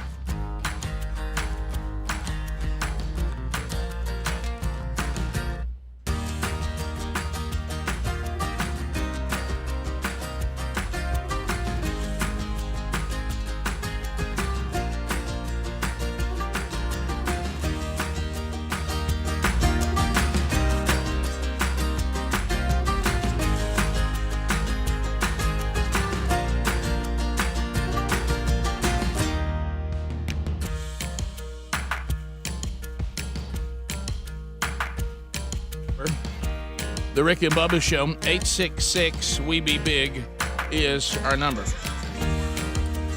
All right, so as we make our way back, we need to walk back through yesterday. So, and we're watching now the severe weather threat for the southeastern United States continues today. We do have some good news from those of us that have already been through it. By the grace of God, there was some weather phenomenons that really reduced the severity of what was. It was set up to be a really, as you heard us talking to Span, a horrible day. And the tornadoes did start, and they started quick, and they started numerous. But because of what a lot of people are saying, and I don't think we can. We can't get Span today, can we? With all he's been through, we can try. Mm-hmm. But looking back. The temperatures were our friends. The clouds were our friends. It did not get as warm as it was predicted as a possibility. Yeah, early on. If it that had, energy didn't get there. So these tornadoes would start to rotate and they would organize, but they didn't. They couldn't stay organized for long periods of time, and then they would dissipate again and then try to get back together. They were just kind of messy. Still bad because there was some really bad property damage. But no death. And from what we are hearing, I don't know of any injuries of any significance. I think we got lucky yesterday. Yeah. A lot of the tornadoes that did touch down and did do damage were smaller and short-lived. So, but we can get all that from Span and find out there was damage. We're not saying there wasn't any damage. Yeah. And some really bad damage. But you start looking at deaths. Then you go to injuries, then you go to property. And we'll know more today as the sunlight comes up and they can get in the air and assess those and see, how long some of those tracks were. But the story I've seen this morning said 21 confirmed touchdowns. Well, it was coming, that's going to cause some damage. Yeah, it was coming from the southwest and west and then moving east. So with me having a son at Mississippi State in Starkville, they're the home of 96.1, it's almost like he could report to me on the severity of it before it got to us. And he kept saying, "Dad, I mean, it's bad. I mean, it's thunderstorms and it's a lot of rain, but it's so far so good. We're not even losing power." Mm-hmm. And I thought, well, that's kind of good news. But the other thing I thought we were incredibly fortunate is we got a one wave, and then Span kept telling us, rightfully so, and others, hey, there's a second wave. It's not over. And the second wave turned out to be even weaker than the first, which was, and they thought that might be worse. Yes. So, and now all that had to do with the fact that it was getting dark now, and the temperature kept going down, and the rain that fell helped to there you go, neutralize the energy out there. Yeah, I mean, it was there was a lot of high energy yesterday and concern. I thought everybody did what they had to do, but there's a lot of people, as you see here, that they lost their entire house. They lost this, and we got cars damaged and. Which leads us to our parking deck situation here. I even got an email from a listener that said, "Hey, you might want to leave early." Even you sent us a text too, Speedy. Y'all's parking deck is full, and I'm like, I understand that nobody wants hail to hit their cars. I got that. I'm like you said, Bubba. I understand that. I got that. I understand that mentality, but the parking deck at a commercial center is for the tenants and those who want to come here and partake of the food and the items that exercise. The businesses here, those parking spots are for the people who work at the businesses or who want to be customers of the businesses. It's really not designed for people to hide their cars in where nobody can find a parking spot. So can you just do that? Well, I think a lot of them are dealerships. That's what I mean, but can they just do that? Well, they may have a contract with the people just like we do. Yeah. I don't know the answer to that. That'd be the first question. And that's the question But I do know this, Rick. There are people – there's a lot of older homes in this area that doesn't have garage. Right. They have carports. Right. And not a lot of room in a carport to put a car. So they have to put it in the driveway. And they drive up here and do it too. So you have a mixed bag. I think most of them are from the dealership that's utilizing it. But I think there are some locals that utilize it as well. And I'll tell you what's bad for us is the time of day we get here, it's before they clear out. So, like, when most businesses open around here, they'll all be gone. Yeah. But we get here so early, we get here when it's still packed. How about I got so lucky? I couldn't believe I got lucky, too. I got lucky because I was pulling in as the cleaning crew of the facility was leaving. Yeah. I don't know how I got lucky. Yeah, I parked right beside where I normally park. I never even tried because you don't want lift kit to get in the bind in there because lift kit can't come in there. No, and lift kit's got about 6 spots. Yeah, and I knew those were gone. Yeah, as soon as I looked over there, I was like, well, he can't. You don't want lift kit in there trying to do a 3-point turn without banging the roof on something. With everybody so close. Yeah. So lift kit didn't even try.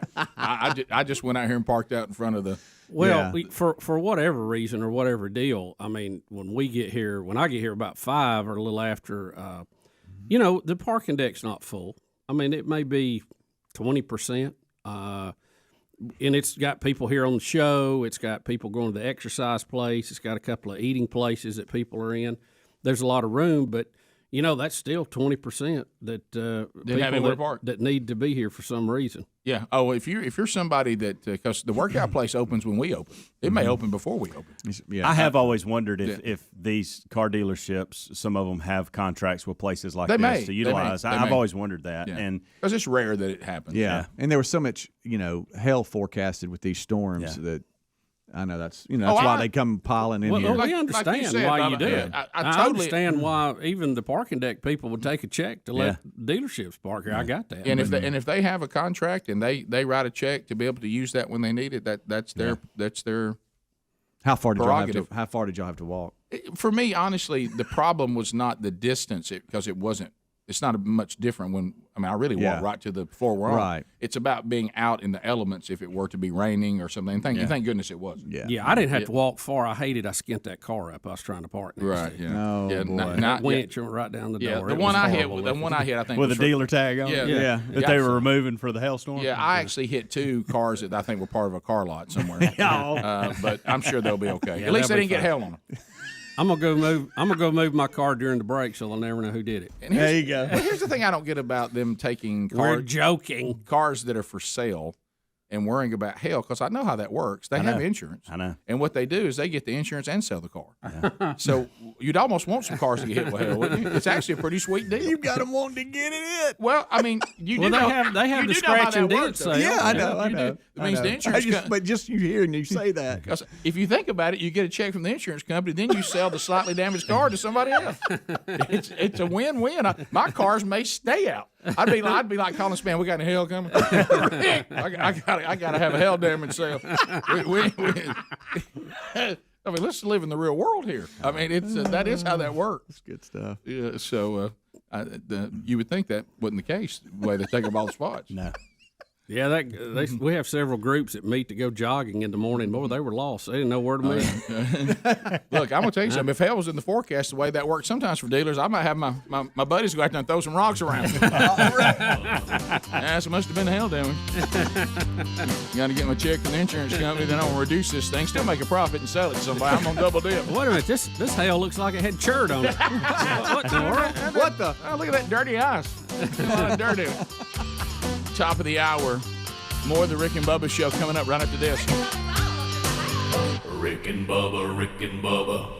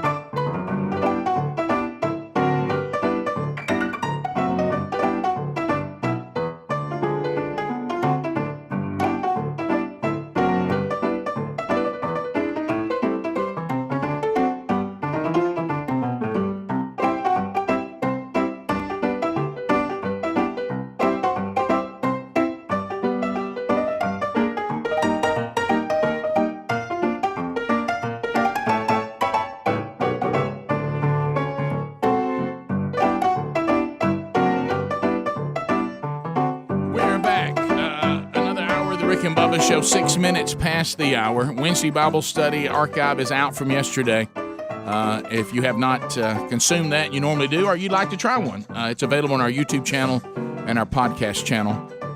Really learning a lot on this series from the J.I. Packer book, Knowing God. All right, so some things we need to talk about starting the hour. Speedy, Helmsy, Adler here. Greg is not here. He's helping Mom and Dad this morning. Dad was not feeling well and was helping Mom with that. Hopefully it's no big deal. And welcome back, Bill Bubba Bussey. Rick, glad to be here, honored and privileged, and thank you for being part of the Rick and Bubba party. Bubba, we love it. Okay, and good news from Greg. The situation with Dad was what we, it's weird to hope that your dad is sick, but as your parents get older, some of these infections that can happen with, can make their minds really get confused. I remember my grandmother going through that. I don't know if your mom ever went through that. Yeah, yeah. And it's a strange connection. Yeah. So he was having high fever and some chills, and they have determined that there is an infection, so they'll treat that with antibiotics, and he ought to be fine. So, good. But when you're getting older, man, those things have great effect on you. So thanks for those that were already emailing saying, hey, praying for your dad. Apparently it's going to be a resolvable problem. All right, so a couple things on that note, on a more serious note. I want to make everybody aware of this because some of you just, said, hey, I would like to have known about that. We told you guys that our friend Bill Cersei has passed away, and Bill, and you think, well, how do you get the word out about some of you that might want to come to a memorial service for him? Those of you that were friends of Bill's that we're trying to get the word to you. Yesterday, I tried to let the guys know that we used to have the Wednesday Bible study. There'd be about anywhere from 30 to 40 men that would be in here every week. Bill was always here, so they became friends with him. So just getting the word out for those of you that love Billy or you'd like to attend his memorial service. We are going to do that Sunday in Birmingham at Valleydale Church at 2 p.m. And Wingo's going to kind of MC that. He asked that Rich and I both say something and do a presentation. He told us that in his hospital bed in the final days of his life. Here's what I want you two to do, and so we're going to do that. So if you of course remember Billy or you're a friend of Billy's and you'd like to be there, 2 p.m. on Sunday at Valleydale Church, a memorial service. His body has already been laid to rest in South Carolina, but he has so many connections to Alabama and so many friends here. I know a lot of us could not make that trip. That was just something personal for his immediate family graveside. This will be the memorial service coming up on Sunday, and this is something that he asked us to do, so we're going to do it. So 2 o'clock, Valleydale Church on this coming Sunday in Birmingham, just off 65, if you would like to attend that. Bubba, I think I need to give everybody kind of a warning about what happened to me yesterday. You said you had something you needed to give everybody a heads up on. One more thing about Bill, just right quick. Oh, yeah. For such a big physical man who so much of his life was spent in football and being fit, what a sweet spirit he had. No doubt. And we hate that, but, boy, we know he's in a better place. Well, and when you go back you hit on it because I think, and we'll come back to the other thing because I think this is an opportunity. I think just what you said, the way that the Billy Cerseis of the world once lived their life and then who they were after they were redeemed is one of the miracles of salvation. Yeah, a lot of people believed in Jesus because they knew Billy before he was redeemed and they knew him after. To your point, there was a spirit that came out of him that was not of him. That was Christ in his life because you knew how he was before. Yeah, and a lot of people say that about me. And we were both growing. We weren't where we wanted to ultimately get. But gosh, when he looked at me in the hospital bed and says, "Well, I tell you one thing, I'm not paying my taxes this year. They ain't gonna get me this year." And he was soft spoken. Yeah, just very caring, loving person, and loved Jesus. I mean, I can't tell you the number of texts that he would get to me and just ask me, Rick. No. I mean, do you care? I mean, do you love Jesus today? My goodness. and we would talk about that. And when he gave his testimony, it was one of those things where you just sat down and said, unbelievable. And I think sometimes, yes, we need to know Scripture because we're commanded to. Yes, we need to be able to understand the theology of it all. Yes, we need to know as much about God as he allows us to know. However, sometimes we overthink it.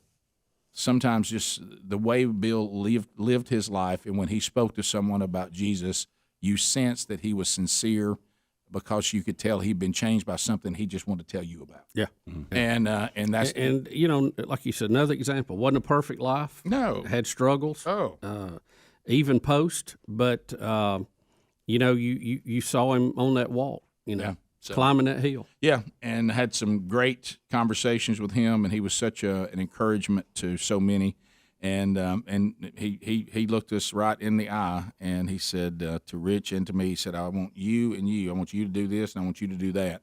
And that's what I expect when I leave this place. You know, the thing that really hit me too, when he knew that it was the end of his life on earth. And I may have said this on the air, but I think it's worth saying again because it just something about that. It was so true because, you know, we were just having a conversation about it. He sent a text out and said, "I need to see you two." And of course, Rich let me know, look, he's telling us to come see him because he's about to die. And I said, okay. So I got in that mode. And we went in, and you know us, Bubba. I mean, we have to ask things. I said, so I just got to know, you know, how this feels. What is this like? Yeah. You know, because some people, they start their day like Span was talking about yesterday. Praise God it didn't happen. But he said some people are alive today. They have no idea. Yeah. The footage we saw the other day of the car driving down the road, an airplane hits it. Yeah. Those people had no idea that was their last day. No. But Billy did. He knew that his time. He didn't know the exact day and the moment, but he knew that he wasn't going to see 2022. Yeah. You know, and I love what he said. He said, "I'm not afraid, but I am curious." Yeah. He goes, "Now I'm eat up with curiosity," and that's my phrase, but that's what he said. He said, "I'm curious about what this is going to be like to leave this body and be done." We talked about yesterday in the Bible study, be done with the fight against the flesh and now be fully redeemed in the spirit. What is that going to be like? And he goes, "And I'm very curious about that." And I thought, yeah, that's a good way to describe it. You know, not afraid, you know, but curious. And so that's. It will be a celebration because the redeemed don't grieve the way the unsure or the unredeemed. Yeah. Because there is, and we don't say there's something better than this because it makes us feel better. I hope that if you've spent enough time in this fallen place, you've kind of come to the conclusion there's got to be something better than this. You hope so. You know, and so. You know, it is, and we get reminded of that sometimes. This is not heaven, and attempts to make it heaven will only lead to major disappointment. Just understand what it is, and put it in the right place. So anyway, that's coming up Sunday afternoon. We'll be back. I'll tell you about Bubba. There's so many scams out there. Do you ever I know you do because you've been through it. Do you ever just grow tired of trying not to get your identity stolen? Oh, tired of everywhere you go, somebody's trying to steal your account or steal this or steal that. Yeah. So be aware of this one. It's another crafty scheme that I nearly was a victim of yesterday. We'll be back. Rick and Bubba, Rick and Bubba.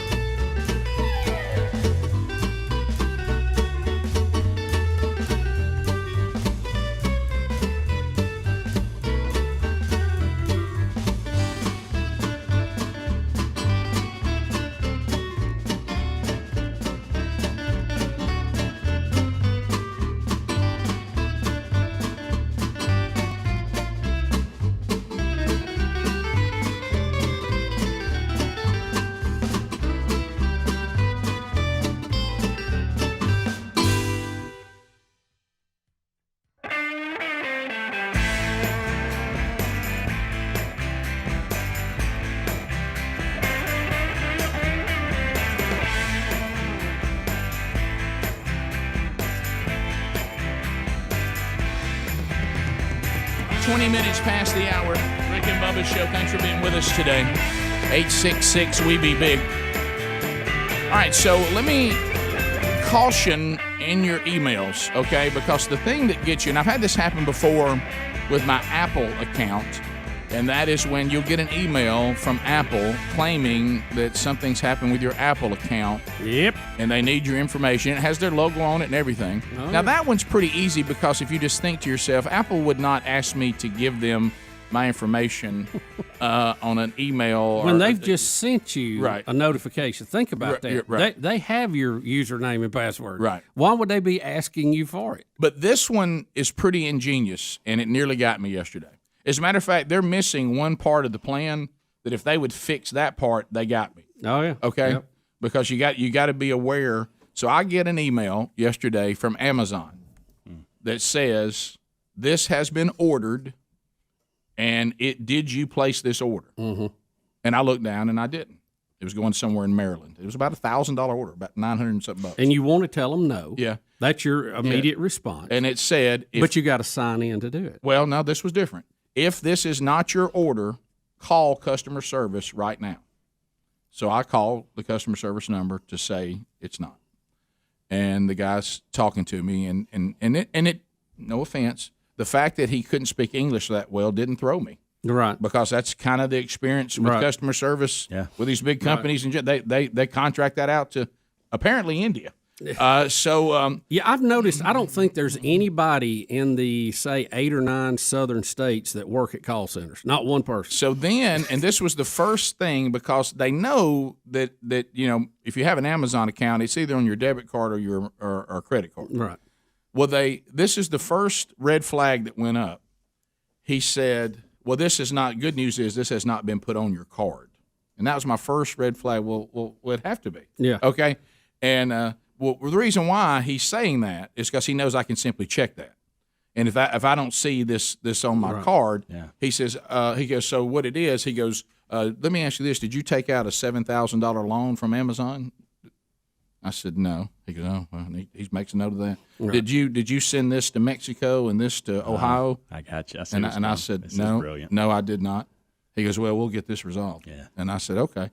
So then all of a sudden, and this is where they got to fix it, okay? This is where it went south. Well, because we're not sure you're even who you say you are, we have to verify that you are who you say you are. Right. And you don't want all this stuff piling up. No, so. and he goes, and they present you a desperate situation. Oh yeah. What he's presenting to me, I'm about $9,000 in the hole to Amazon, according to what he's saying. Right. So you start getting desperate, just wanting to get this resolved. And it's got the logo on it. It's got they've got it down to an art. It's even got an order number, confirmation. Yeah. And then this is the part they got to fix, and I hope they don't. So here's what we need you to do. Okay. He says we need you to go get these Google cards so we can identify who you are. And I said, you need me to do what? I said, you talking about like I'm supposed to leave right now? Yeah. I need to know.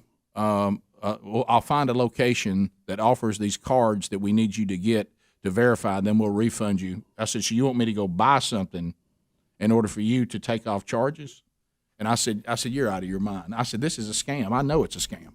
And the guy said, no, it's not a scam. I said, it's an absolute scam. You think I believe that Amazon wants me to go to Dollar General or a CVS and buy Google cards so y'all can take these charges off? I said, you really think I'm that stupid?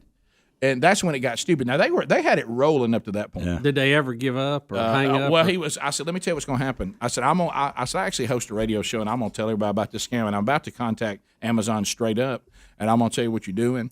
And I said, I hope that there's some way that somebody can prosecute you for what you're trying to do. And I said, you must think I'm an idiot. You think I'm going to get in my car and drive to Dollar General and to CVS and buy certain cards so you can take these orders off my account? So he hollers at me a few more times, and finally I just hang up on him.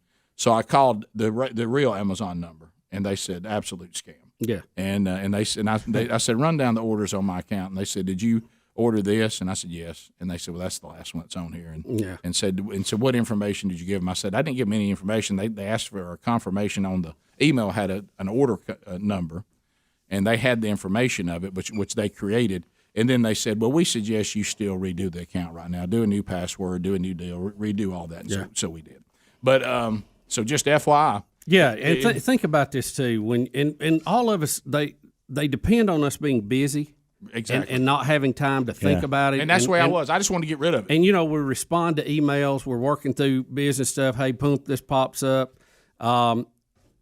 If you ever get contacted by a service, the thing to do is do not reply to that email. Right. Close that out. Go to your account online. Sign in the way you normally sign in and see if they are telling you there's an issue. Correct. Because they have messages. They can tell you if something's wrong when you sign in or if something suspicious is going on. So, yeah, you got to be careful. Yeah. It's easy to do. And at some time or another, I think all of us probably have given somebody an access to an account we shouldn't have, Yeah, well, and you're right, because what I should have done, and this is what I would suggest, you need to go, like Bubba just said, contact whoever it is on your own. Yeah. Don't contact them on the information they give you. Don't reply to the email. Don't call a number they have in it. None of that. Don't put your password in it. Don't do this. Don't do that, because you don't know where that thing's going. Yeah. So that just know that scam is out there, and I finally have gotten where I don't pay attention to the Apple. We need to redo your ID. I don't. But this Amazon one was a new one. I hadn't seen this one yet. Yep. And this is the famous. Oh my gosh! There's thousands of dollars that somebody's hacked in. See, they're trying to hack you by saying you've been hacked. Right. And which is really good. But they got to come up with something better than. I don't know what the end game was. Go buy these Google A lot cards. of these pictures that these celebrities end up with, that they didn't want out in the public, right, is because they answered a phishing email. No, you're right. Where Apple will say, "Hey, we may have a problem with your account. You may have pictures that have been compromised, but we need to check your account, what's your username and password," and people will send it to them. And I'm like, no. Well, that was my first red flag. Don't reply to the email, no matter what it asks you to do. My first red flags when he said, well, good news is they haven't used your credit card information. Right. Well, how else would they do? Yeah. Well, they've taken out an Amazon loan in your name, $7,000. Does that even exist? Does Amazon even do that? To Lynn in Alabama. Lynn, be go smart. ahead. Be smart. Okay, so I was going to tell you I got the same email this week, but it doesn't sound like it looked the same as yours. Mine, it had a link for a tracking number, so mine was more of a clickbait kind of thing. Uh-oh. So what I actually did was it told me it was UPS. So I actually copied the link and went to UPS and looked it up, and it wasn't even a legitimate number. Right. And then I did the same thing you did with Amazon, but I didn't even call anybody. I didn't have a number to call. Right. But mine was the same but different, and then I got a phone call to my personal phone also about the exact same thing. Well, I actually yesterday also finally defeated these ongoing fake local calls that try to get you to buy a car warranty from them. I finally defeated them yesterday, too. I get about 5 of those a day, it seems like. But, yeah. What is the deal with that lately? I mean, they are all about the car warranty stuff. So I'm glad, Lynn, but, like we were talking, it gets exhausting that, because the first thing you saw, and you saw it like I did, I thought, oh, my gosh. I mean, I'm going to be stuck with this thousands of dollars worth of stuff. But I always knew that if you tell, I've had American Express before. Yeah. You call them and just say, this ain't on mine, and they just say, we'll take care of it. Yeah. And the fact they weren't doing that, they were saying you got to go do something for us to take care of it. Yeah. Usually the company would just say, these are false charges, we'll take care of it, don't worry about it. Let me tell you, too, one of the most important things, even if you're doing everything right and you don't mess up, when they hacked Equifax and when they hacked these mortgage companies, they got every detail of information you have. Right. It's all out there. Yep. And they can assume your ID and go and open loans. I've had this happen all over the country. Oh, yeah. Thank goodness to people like LifeLock that catch some of this stuff. I'm telling you. But there's 2 things you can do that will greatly, greatly cut down on all that. And you have to do it yourself. 1, go lock your credit report.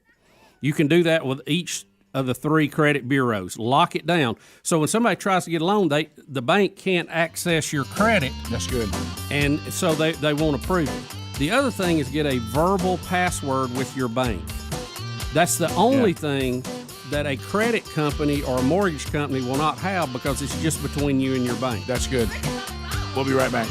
Rick and Bubba, Rick and Bubba.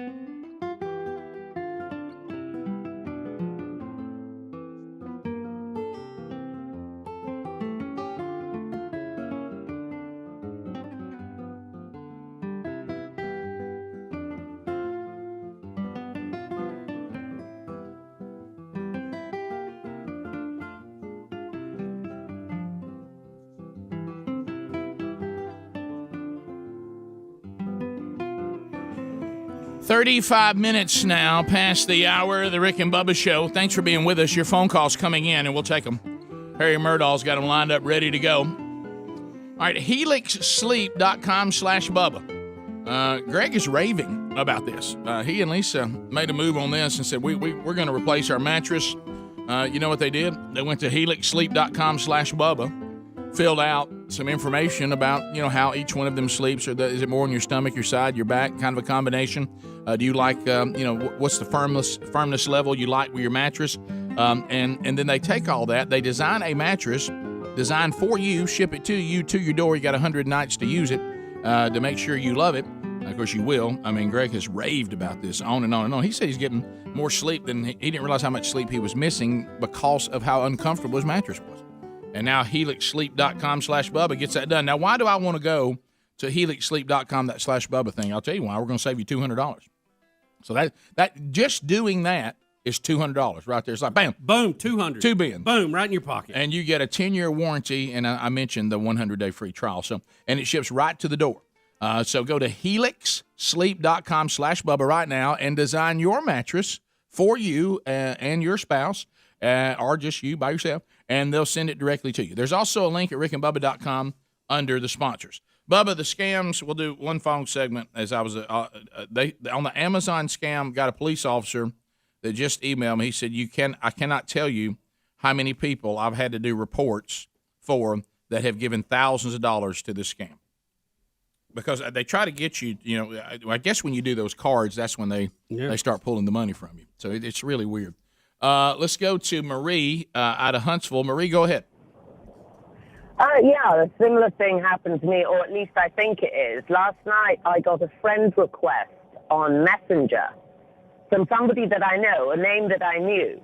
Yes. And they were asking how I was, and it kind of went on a conversation. And how are you doing? And then they said, oh, yeah, we hadn't seen you for a while, but we found you saw your name listed on a political site. And that's when the red flag went up for me, because I don't join any political site. Right. I mean, I have strong opinions, but that's it, And I thought, oh, crap, this isn't good. And I deleted the conversation. First thing this morning, I got pinged by my bank that somebody had taken out $89 out of my bank account. I went on to, they give you a little receipt, suchandsuch.com. Yep. It's a site that cannot be reached. Yep. So at the moment, my bank account's frozen. Yeah, so there you go. It's just, if they, like you said, Bubba, if they can even just get you to reply, a lot of times it starts. On these Facebook deals, I wonder how many times, because I have in the past had this happen where somebody will reach out to me and I'm like, well, that's weird. Hadn't heard from you in 20 years. Why are you reaching out? And it's this kind of scam. And I wonder how many times our accounts are being used to do the same thing and we have no idea it's happening. Always contact the person by phone number. This was years ago when everybody was rushing to put all their information out on all the social media platforms, especially Facebook. Well, keep in mind, Bubba and I have talked about this before. Somebody can simply go to your Facebook page and find out where you are, what you're doing, look at your pictures. So it's easy to fool your friends because they say, "Hey, I'm overseas right now. I'm in France or whatever. Yeah. You wouldn't believe what happened to me. I'm in a bind. I need you to wire me some money. I'll pay you back as soon as we get back." And you think it's them. This happened to us. They knew where our friends were. They knew the vacation they were on. They knew everything, and they came in as if they were them, needing us to send them some money because they got the currency change and all that they couldn't access money and they were in a bind. And if we would just send them this money, they could get back home and they'd pay us back as soon as they got back. And they were talking to you about personal things. So always, anytime somebody's asking you for money or asking you for information about yourself, always contact that company or that person directly. Yeah, don't click. Because, look, and like you were talking about, you go to Facebook, you can find out so much about somebody. You can find out addresses. You can find out names of pets. You can find out, all this stuff we just put out there for everybody. Yeah, and see what they do. Birthdays. Then they steal that person's email, and then they contact you like they're them.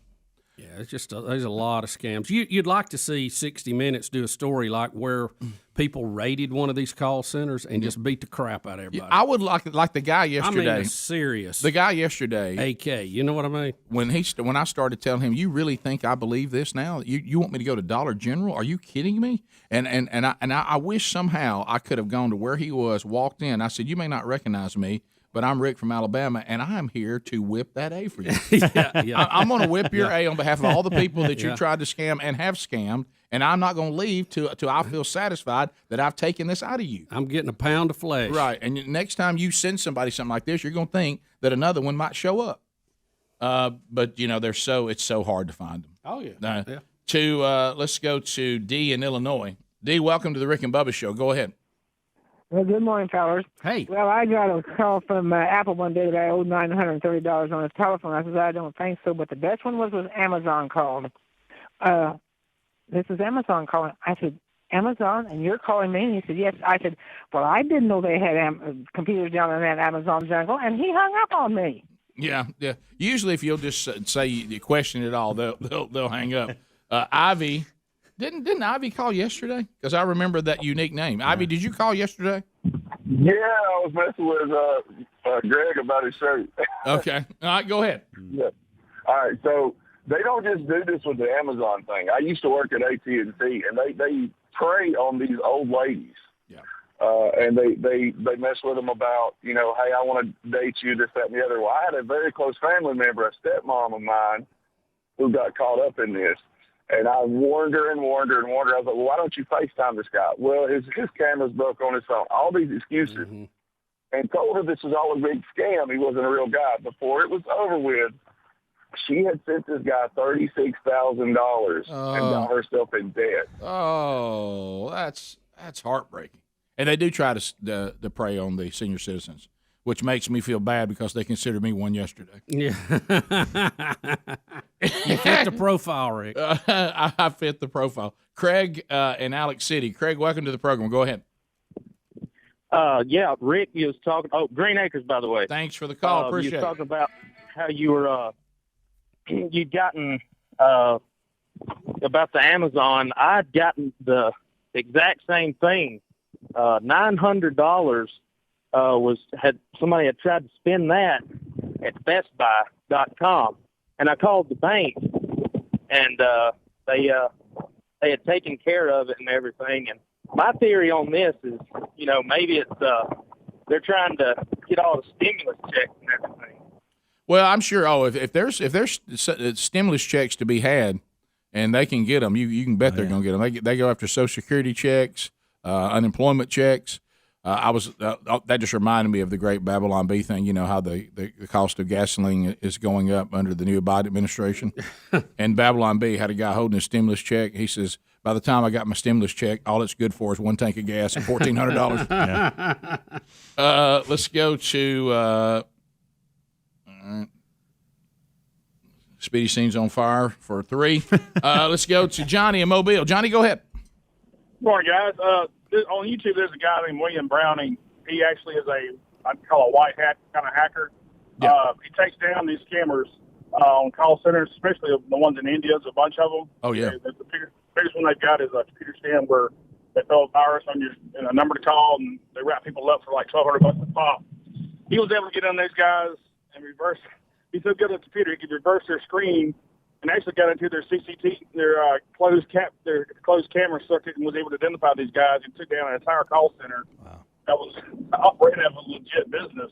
But it's incredible how complex these schemes are. And people, they're good about, they'll say, I need to get your Amazon login. I'm on the computer. Who was this? Who's the guy? The guy's name is William Browning. He's on YouTube. He's got a channel. All he does is take down these cameras. He's awesome. He's incredible. Are you saying William Browning? Yeah, I've got the link here. Okay, all right, thank you. Okay, thanks, man. So got to be careful. He may be scamming you. Well, you're getting to the point where you don't, unless you're standing there in front of somebody, you don't, and then that person, who knows? Then you go in person and somebody writes down your credit card as you're buying something. I mean, it's like everywhere you go. We'll be back 15 minutes to the top of the hour. 866-WE-BE-BIG is our number. More of the Rick and Bubba Show coming up right after this. Rick and Bubba's Rick and Bubba, Rick and Bubba.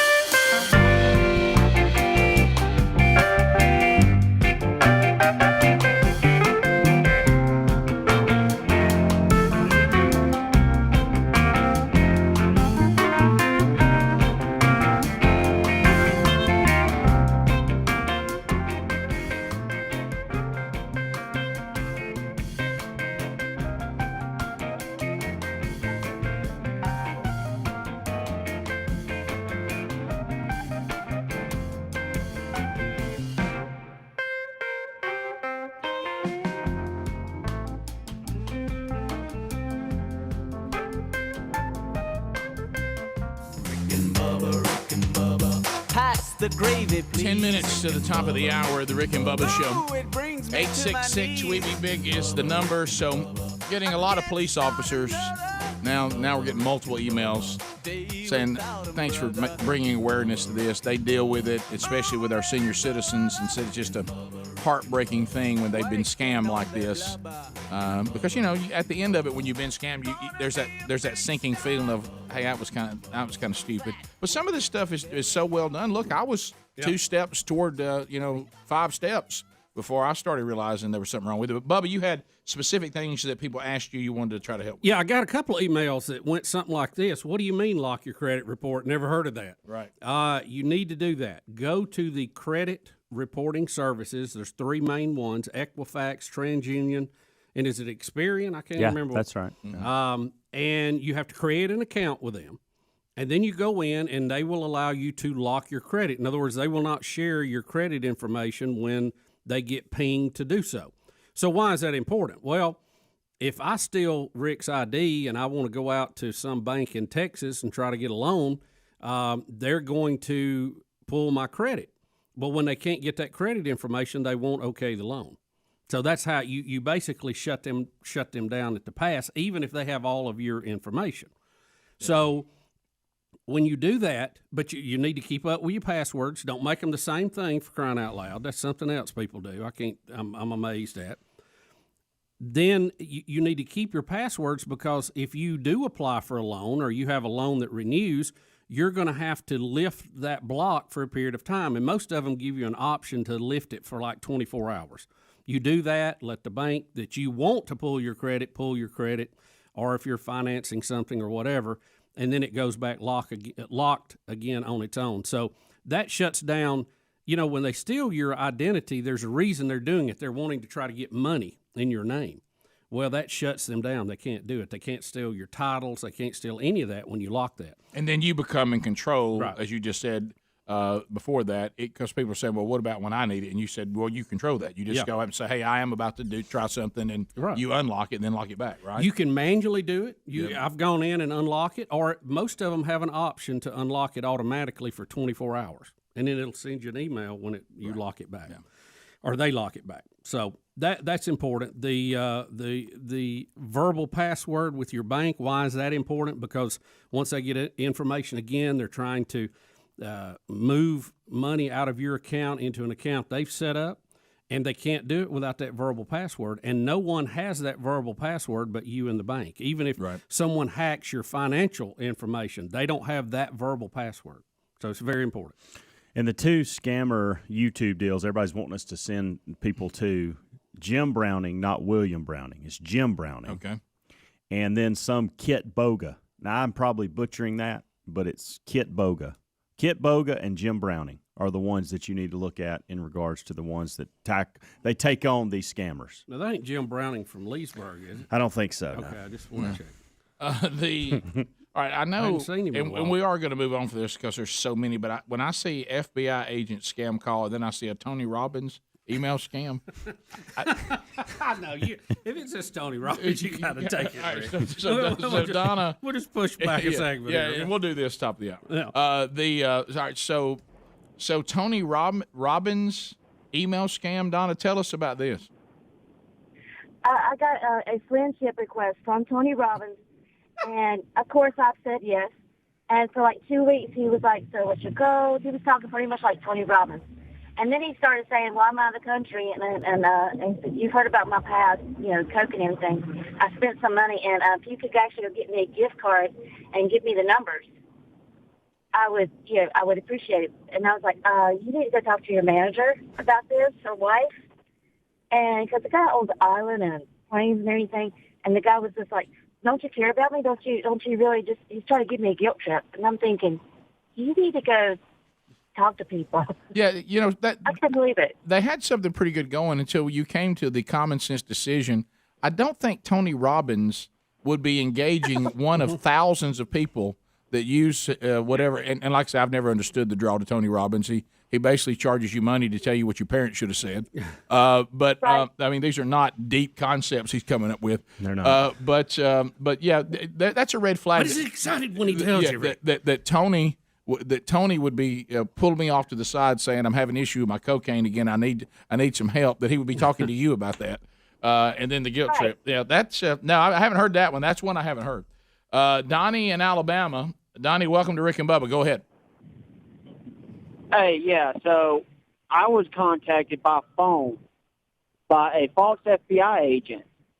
And the craziest thing was I was slightly paying attention to, like, his background noise and, like, I guess a fake radio he had. But then once I finally questioned him about it, and he basically hung up on me, called me back again after I guess he calmed down. And he asked for money through, like, Venmo or Cash App. And I was like, wait, FBI don't do this. Right. And he's like, well, we're going to send agents to your door. It's like, all right, well, where's that at? All right, dang it. Now let me think of what he said. Oh, yeah, we're coming for your A. Oh, wow. Wow. Yeah. The most cartoony-sounding way.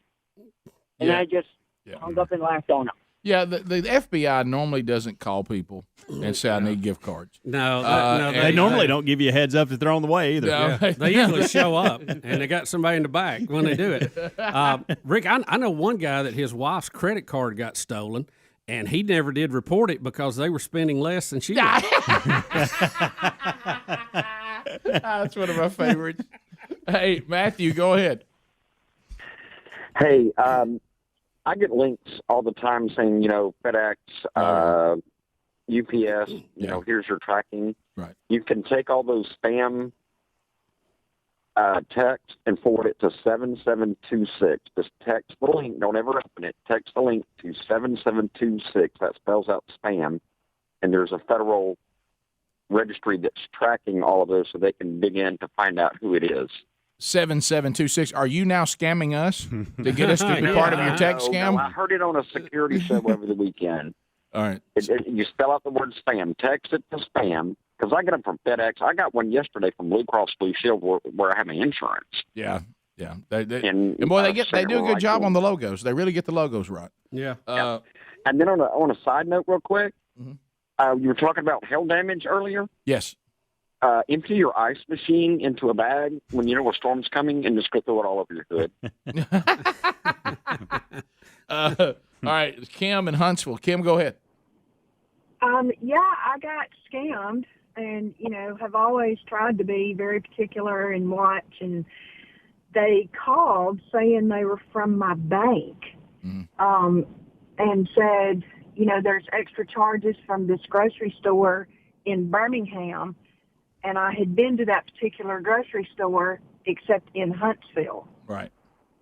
And they knew charges. And I try really hard not to fall for stuff, and I did. And it was right around tax season. Yeah. And about $2,500 later, but, luckily for us, the bank, I hung up and I did call the bank. And they were like, no, we did not, we would never call you. Yeah. We would never ask you for a password, and so elderly people can fall for this so easy. Oh, yeah. No, there's no doubt about it. I mean, it's not like they're obvious. And, again, if this bunch had a better idea than trying to get me to go to Dollar General or CVS and buy Google cards, I would have thought I was talking to Amazon, straight up. I would have. Top of the hour. If you leave us, have a great day. If you got more Rick and Bubba, Lord willing, we'll be right back. Rick and Bubba, Rick and Bubba.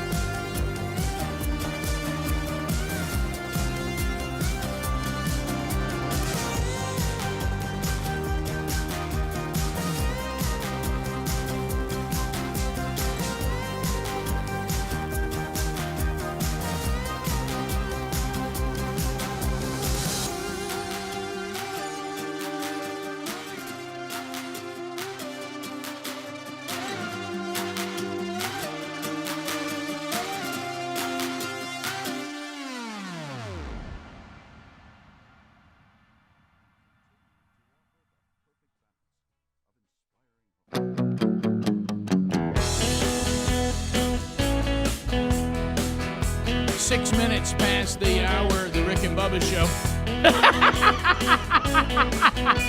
Speedy, Helmsy, Eddie Van Adler here. Greg out today. Likely back tomorrow. And welcome back, Bill Bubba Bussey. Rick, glad to be here.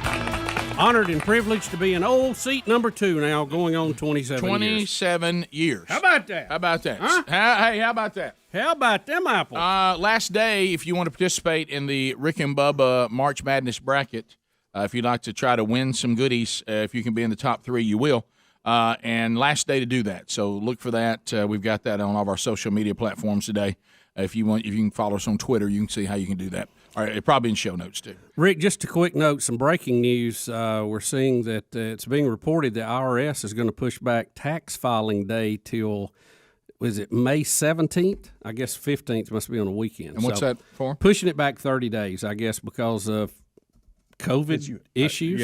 Let me see here. We got that. Yeah, we'll know more details in a minute, but they're going to push it back. That means I've got one more month to panic. Yeah, right. There you go. Well, I want this thing too. I thought people were required, if they needed to get you tax information, they had to have it to you by the end of February. I believe it's January 15th. Well, that's what I thought. But I'm getting stuff from people in March, and my taxes are already done. I think here is the problem. A lot of people were missing out of the office last year. A lot of people have not gone back to the office this year. And they can't get the paperwork done. So what do you do? I think that's why they're pushing it back. And I'll call our accountant today. I mean, y'all don't have to call and answer this, or you can email me. What do you do if you receive a tax document and your tax is already done, and somebody didn't send it to you to the 1st of March? You have to if you sent it in already, you have to do an amended tax. If not, you just tell your preparer to put another line in there. So re-add. But I mean, legally they have a certain date. Do they have to get it to you? That's what I'm wondering. I mean, mine's electronically done. It's gone. Yeah. Well, you can. You can tell everybody, hey, there's a certain date it has to be done. But if they don't have people in the office is not open because of COVID. They can't. I mean, you can wish in one hand, spit in the other. It ain't gonna get done. But you got to admit, March the 11th is a big miss from January 15th. Oh, I know. But that's what you're going to hear. Yeah. Yeah. And the IRS's reason for pushing back the deadline is they said an intense year for the underfunded IRS when it had relief payments go out, processing tax returns, the pandemic, all of that. They just needed more time from April 15th now to May 17th. The House Ways and Means Committee confirmed that. Look, I appreciate their hard work. Hey, take an extra month. Make it 60 days. Yeah, whatever. You know what that does, though? Can I tell you what that does for accountants? It just makes the accountants' lives miserable. Oh, I know. Because now the procrastinators go, I don't have to be in a hurry. And they're like, I wish you'd get that to us because we like for this to eventually be over. Yeah. But now somebody says, I got more time. So I was talking to a friend of mine that's an accountant, and he said these pushbacks, he's talking about how it makes his life miserable because now, by the time you get them all done, then the people who filed extensions and their deadline now comes quicker, and you end up never being done with this. Mm-hmm. It's just ongoing. All right, so we were wondering what's going to happen with the slot that Rush Limbaugh filled after his earthly death. What are they going to do, and who's in control? Mm-hmm. Well, the syndicator, it looks like it says here, Bubba, which I thought at one time it was Premier, but it says that Westwood won. Cumulus Media's Westwood won. Yeah, it's the same thing. They're all together. Is that all together now? Mm-hmm. Anyway, they're the ones who syndicate the show, and they've announced that they have their new host in that time slot, and it will be Dan Bongino. Like Dan, we've had him on. We've seen a lot of interviews with him. I've never heard his radio show though, and I love his passion for what he does. But I don't know, on the radio how that will play out. Well, but I like him. No doubt, and that's the reason why I'm careful for how I word this because it's going to come across that this is some indictment on Dan Bongino, and it's not. I like the way he handles himself, and I usually agree most of the time with everything he's saying. But to me, and he may be different I may hear him on the radio and think he's great, but Dan Bongino, to me, is over there almost like he's got that personality and he's got the political view that I think is already out there. I mean, he's not like Rush. I know that we can't replace Rush. I got that. But it seems like you'd want to go with somebody who was had a little more of a light side, too, that was funny, that cut up from time to time. Bongino comes across to me a little more like Hannity. I'm usually this is really, really frustrating, and I'm really, really mad about it. And I really, really want to run down the list of all the things that prove that this is not right, and what are we going to do? And Rush had moments when he would do that, but Rush just had this almost calming, pleasant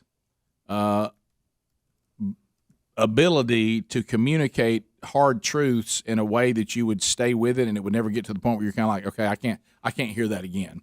And because he would also find other ways to say it, and then he would go off and come up with funny things, lighthearted things to say about the left, and have some fun at their expense.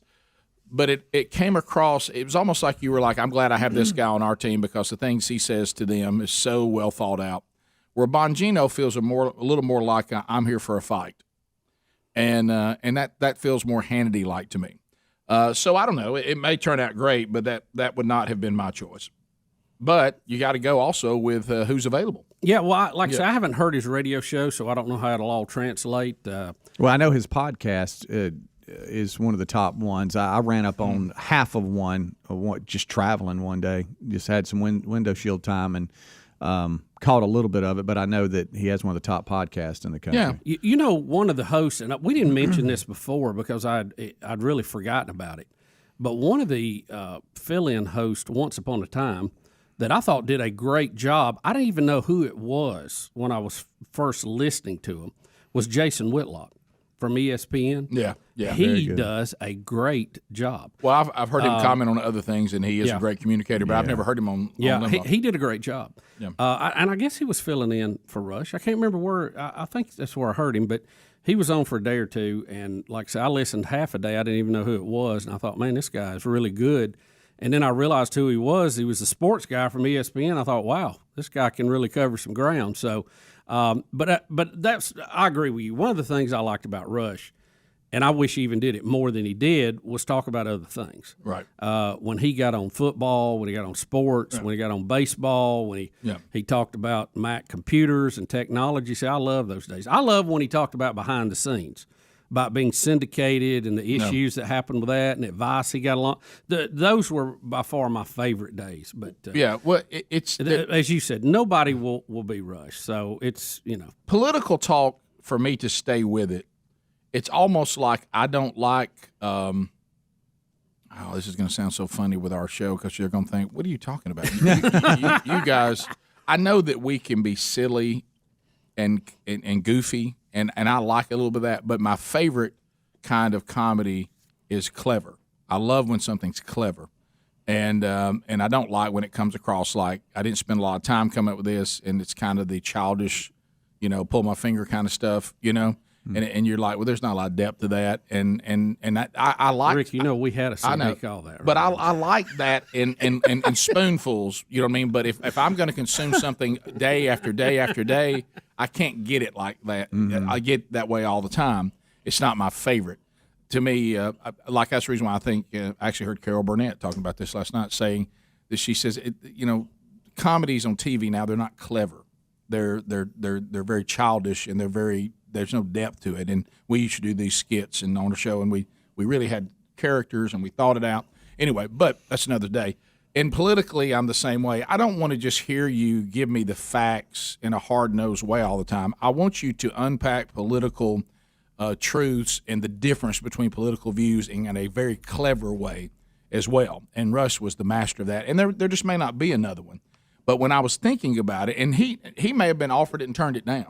So we don't ever know. They're also having to take who will take the job and can.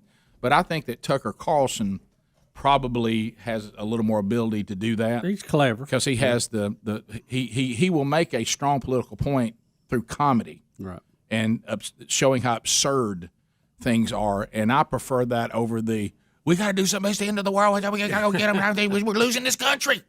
You know, I mean, I know all that and agree with it. Yeah, and agree with it, but I just can't hear that day after day after day. Here's the list of this monologue that I'm gonna hit every day, and these same things, these same points that we all already know. So I want to hear there be a little more clever unpacking, even with the use of comedy, like Rush was able to do. And you know, maybe that person just doesn't exist. I probably won't be drawn to the show. 16 minutes past.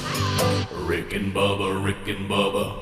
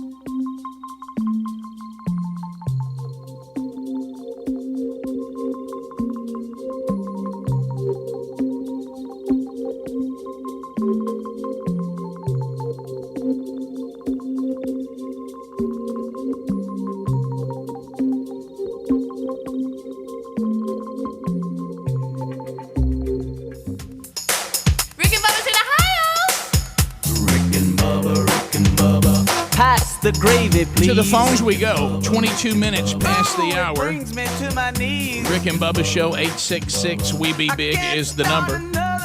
Smiley, calling us out of Alabama. Smiley, what's going on, buddy? You're on. Smiley. Y'all doing all right today? We are. Fire up, Smiley. Yeah, I drive a truck. I've always listened to y'all and Thank you. Enjoy listening to y'all till about 10 o'clock. Now I'm like, well, one more hour I get to listen to Rush. And he's always, run off of 8 cylinders there, and as far as a fill-in, somebody's always filled in for him, Todd Herman out of Seattle. I think he'd be a pretty good one, I guess, Yeah, I thought Herman was, but yeah, I mean, I didn't dislike him. I thought he did a good job, and I like the way he sees things. I certainly agree with probably 9 out of 10 things he would say, but I don't know, man. That's it. We were talking about there'll be a person that will come along. Bubba said in the break, and he's right. When we say there'll never be another fill in the blank, there always is. Now, we're not talking about that people aren't individuals. We're talking about the success or the next person who becomes. And we all say that. Yeah. And we mean it as a compliment. Right. But if you just look at the hard facts of history, someone always comes along and upstages the last. There'll never be another one of those. Well, I mean, this show came along when they said there'll never be another. Easy. I'm not going to say any names, but there's been a lot of shows that came out of Birmingham that were very good, and I got news for you. When we go away, there will be another. There'll be another. There won't be a Rick and Bubba, but there'll be another show that'll do as well, if not better. Yeah. But it's sometimes these things you might want to say. Well, in my I don't think in my lifetime I'll see another Tom Brady because I ain't got enough life left. Right.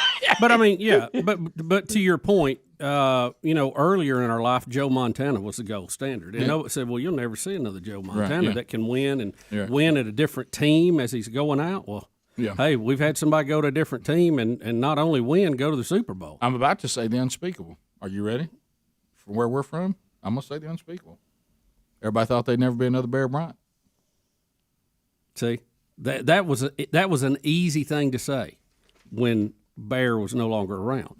But what Saban has done, the day and time he's done it with the obstacles and restrictions he has, it's another level. He has exceeded. Yeah. Now that doesn't mean that the man Bear Bryant was replaced. No, but the success of a football coach was replaced and upped. Yeah. Well, I mean, we can say that, and it's said in every part of life. We've seen these amazing track stars come along, and you go, well, nobody will ever beat that. Well, somebody always does. Right. The dunk contest was born when we were teenagers, and we saw some amazing athletes in that, the Michael Jordans, the Dominique Wilkins, the Spud Webbs of the world, and we went, well, nobody will ever beat that.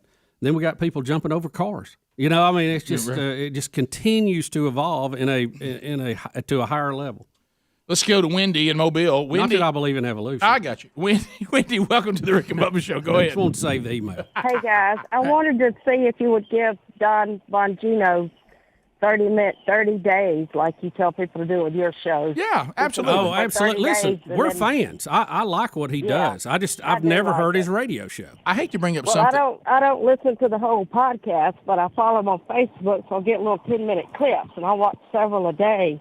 And I know our beliefs back up, and we can trust him. You can research what he tells you. He has experience and contacts. He's an ex-New York City cop. He's ex-Secret Service, worked under 2 presidents. Oh, yeah, all of that is good. I think Dan Bongino, not Don, that's his brother, Dan Bongino. A lot of people don't know that. Has done a good job in what he's assigned to do, and he will have a successful show. I love his passion. And he has a successful podcast already. It's just it won't be it won't be done the way the Rush Limbaugh show was done. Is it Don or Dan? Dan Bongino is going to have a successful show because of all the things you just mentioned. Now I will say this, and this has nothing to do with Dan Bongino. And it may change. I have kind of cooled on news talk in general. I was not listening to Rush at the level that I once was. I don't listen to Hannity at the level I once did. I've kind of just, I know what's right and I know what's wrong, and I know what the left does, and I know what the right's supposed to stand for. I understand what conservative and what's not conservative. I understand all the scams. So it's almost like I'm not hearing anything new. And so I just don't watch Fox News much anymore. I just don't. I'm in a period of my life I don't consume that product like I once did. Now I may do it again later. I may get back and be on fire for it. Well, I think I won't probably I won't listen to it because Dan Bongino's doing it. Yeah. I won't listen to it because I don't listen to news talk shows much anymore anyway. Well, I'll probably try to give him a tryout on it just to see what's going on, so I'm in the know. Some days I think I'm in the mood for it, and then I'll dial over to it, and I go, nah, I'm not in the mood for it. Yeah. I mean, look, let's face it. We almost choked on news and information during the election cycle. We're all just pushing back and go, we need a break. It's like Thanksgiving. I had too much. Well, plus I got to take it easy for dinner. Yeah. Plus, I get to the point where once somebody's communicated a point, I go, got it. Have you got a new point? Understand it. And also like then what are we going to do? But the on and on and on of pointing to the problem, I 100% get that we're losing this country. I got it. I understand that the left wants to take us to a socialist, tyrannical central government. I understand that the morals that we once all agree on, we don't agree on anymore, and what's happened to our society and what's happened to this country. And I tell you where we're taking this thing. I got it. I understand every bit of that. And I know what the solutions are, and I know what the solutions aren't. So what new am I going to hear? Hey, man, you know what? They went after Kavanaugh, and now they're giving Cuomo a pass. Well, really? Man, I didn't notice that. Is that really happening? Man, thank you for updating me on that. You almost went in confused. I know. Don't do it with your eye like I know. that. My guy got stuck. I've got a blood vessel that in my eye that has gone bad, so I got to be careful. But you know what I mean? It just gets to the point where if I just hear the same things repeated over and over again that I already know, so what? Hey, I can't believe Biden don't even know what he's doing. No, you're right. Now, how about this? He's a bumbling idiot. When he gives a funny quote, I'll play it. I'll laugh at it. But I got it. Yeah. Hey, how Kamala Harris wants us to make her first female president. I thought we ain't supposed to talk about gender. Got it. I know that. Have said it.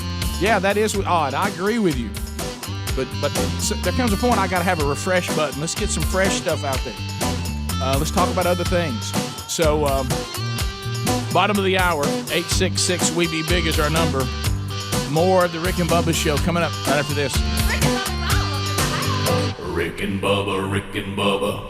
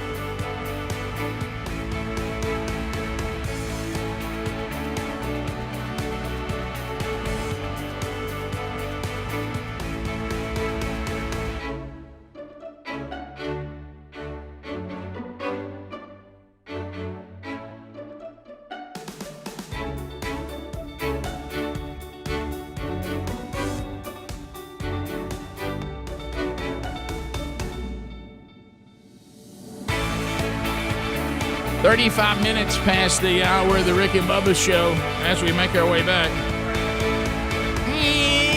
Somebody say, well, I fought too hard, but I do it all again, babe. Gabby.com/Bubba, G-A-B-I, is how we spell this. It is likely, listen to your old friends Rick and Bubba, it is likely that you are overpaying for your automobile and your homeowner's insurance. It's likely. Because we don't put a lot of thought in it. I don't. I mean, I know I didn't, and I just wanted to get it done. This is the insurance agency we've always used. Well, here's what you need to do. It's not disrespectful. You're not gonna upset Larry. He didn't have to know about it. The guy that's been your insurance agent since he was your mom and daddy's insurance agent. You can just simply go to Gabby.com/Bubba, put in some information about your automobile and your home insurance. Then 40 different insurance companies with all the big names represented. State Farm will be there, Farmers, Travelers, Amica, Progressive, Nationwide, many more. They'll all come up. You look at the coverage that you need, okay, and then you pick the plan another insurance company has, this exact same coverage, if it's a lot less. And now if you look and you have the best deal, that's great. But you get to compare and ask the question, am I overpaying unnecessarily, by the way, for the same exact coverage for my automobiles and or my home? And the average savings right now, $1,000. How about this? On average, people are paying over $1,000 unnecessarily. So it doesn't cost you anything to use it either, by the way. Gabby.com/Bubba, Gabi.com/Bubba. There's also a link at rickandbubba.com under the sponsors button. So, Bubba, we're going to take on the uncomfortable topic today of massage parlors. Oh. My goodness, massage parlors. We're looking. Here's what's happening. We know that an association with a massage spa has taken down the reputation of Ravi Zacharias. Right. We know that we had a Georgia spa shooting, and we're going to tell you what that's tied to today, of someone who started shooting up massage spas or parlors, correct? Mm-hmm. Yes. I just looked up on TV3 a minute ago, and Deshaun Watson is being accused of being inappropriate with massage therapists. So what is going on in the world of massage therapy? Now, look, I understand there's a difference between massage therapy and a massage parlor. Okay, but some of these, but these things are starting to get more and more clouded. Yeah. It looks like, because Ravi Zacharias was not involved in and going to these seedy massage parlors. He was visiting massage therapists at spas. Mm-hmm. Didn't he own some or something? And that was not on those women. That was on Ravi. By all indications, that he was using that as an opportunity to. Very bizarre. Yeah, very bizarre, and so sad. But anyway, now let's go to the shooting, and then because I don't know the details of the Deshaun Watson thing. I just saw it as a story, and his attorney is saying this would not appear to be his character. We will follow up. We will investigate this, but this does not seem to be the type of thing that a Deshaun Watson would be involved in. But I think we would have said the same thing about Ravi Zacharias. So let the due process take place, and hopefully there's nothing to it. But it just seems like every time I turn around, there's a massage story. I think that's accurate. We had one, I think, in our area that got busted by the police for some activity not too long ago. I mean, it was real close by. Yeah. In the break.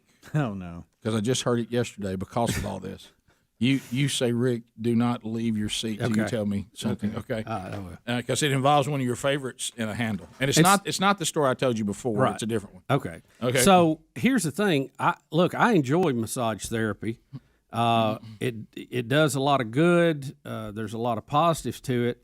I'm just now like, wow, how is all this happening? And you don't want to be caught up in something like this. And you're like, what's going on here?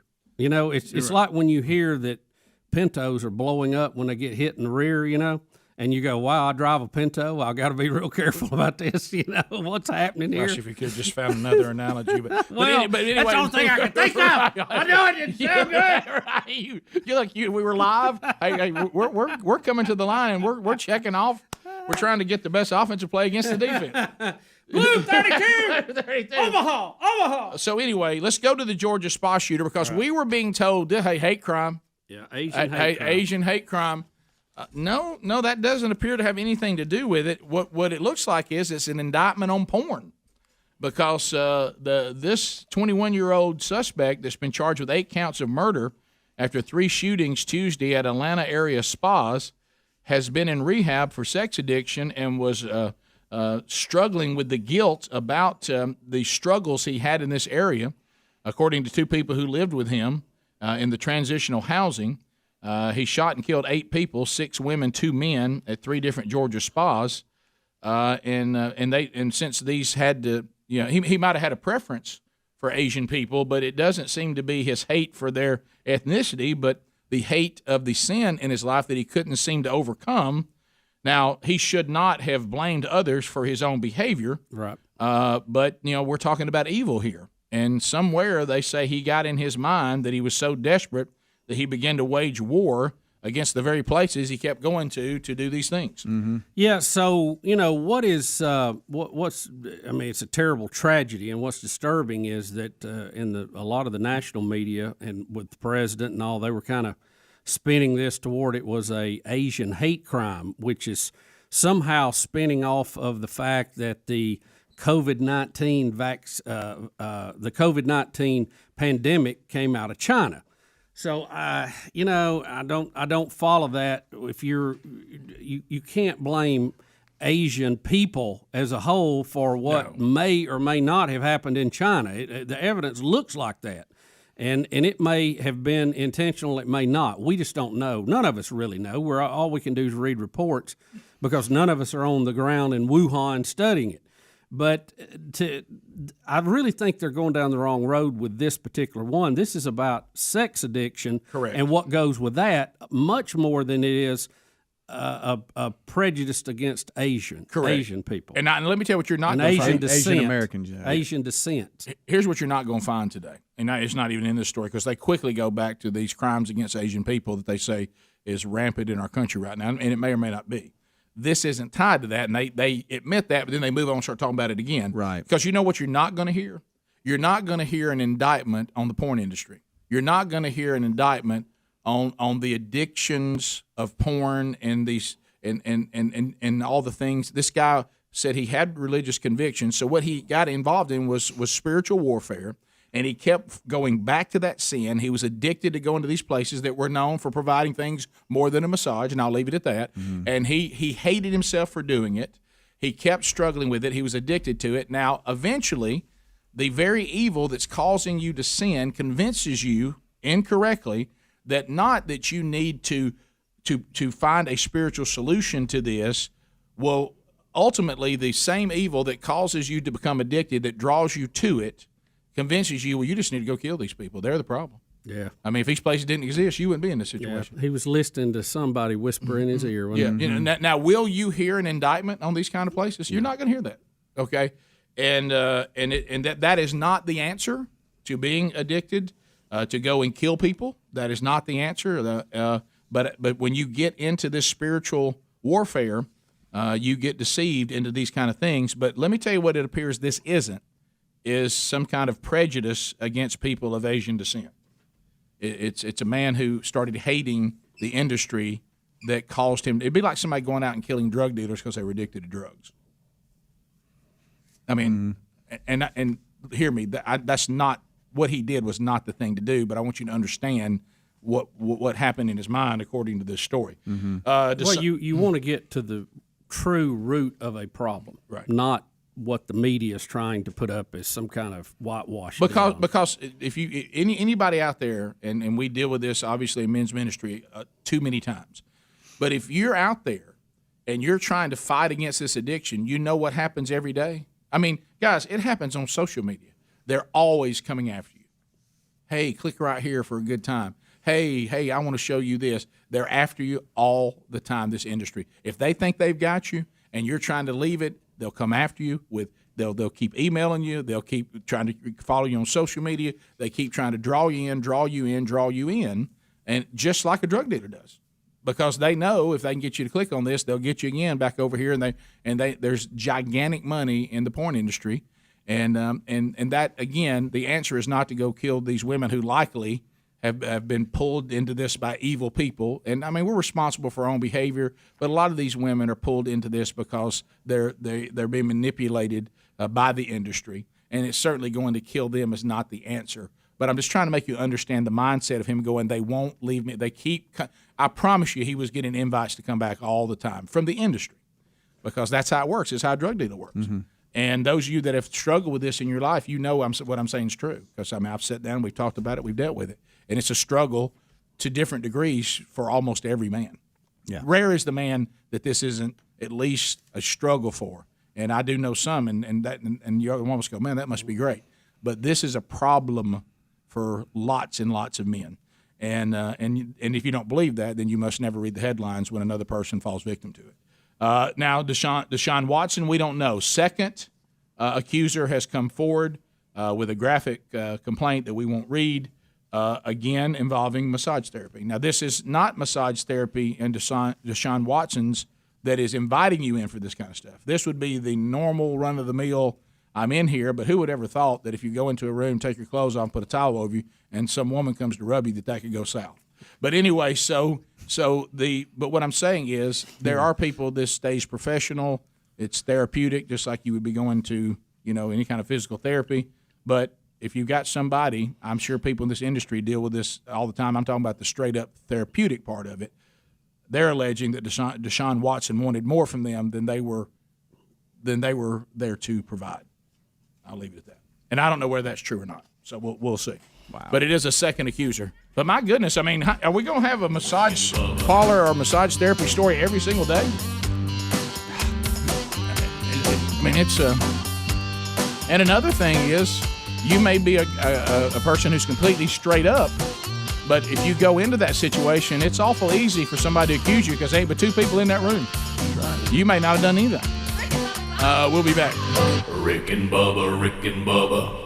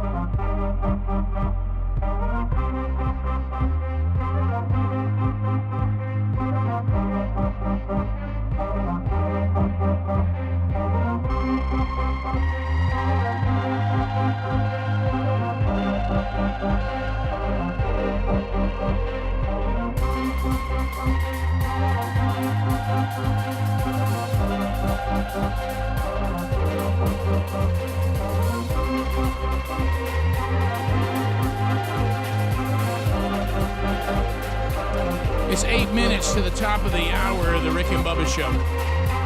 Illinois is checking in. Derek, be standing by. Derek, welcome to Rick and Bubba. How are you, sir? Great, gentlemen. How about you? Fantastic. We're great. So I got one compliment, one complaint, and one suggestion. Okay. The compliment was to Helms. I cannot eat a peanut butter and jelly sandwich without toasting the bread.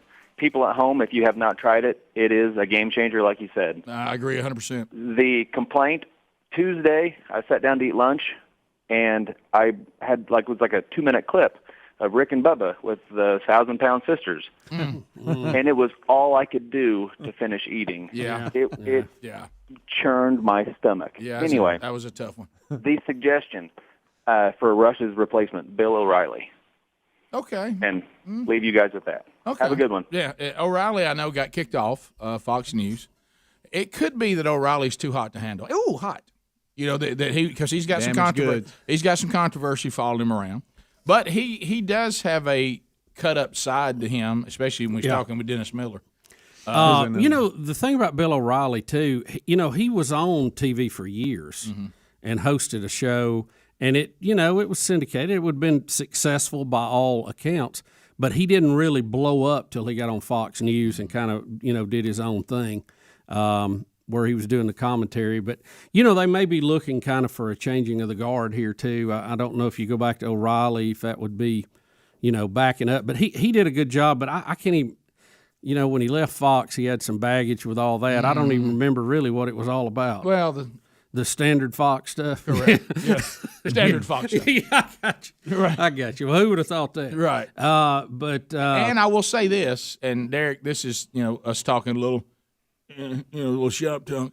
But when Bubba and I, there was a run when we were doing we had the publishing deal with what is now HarperCollins. It was then Thomas Nelson.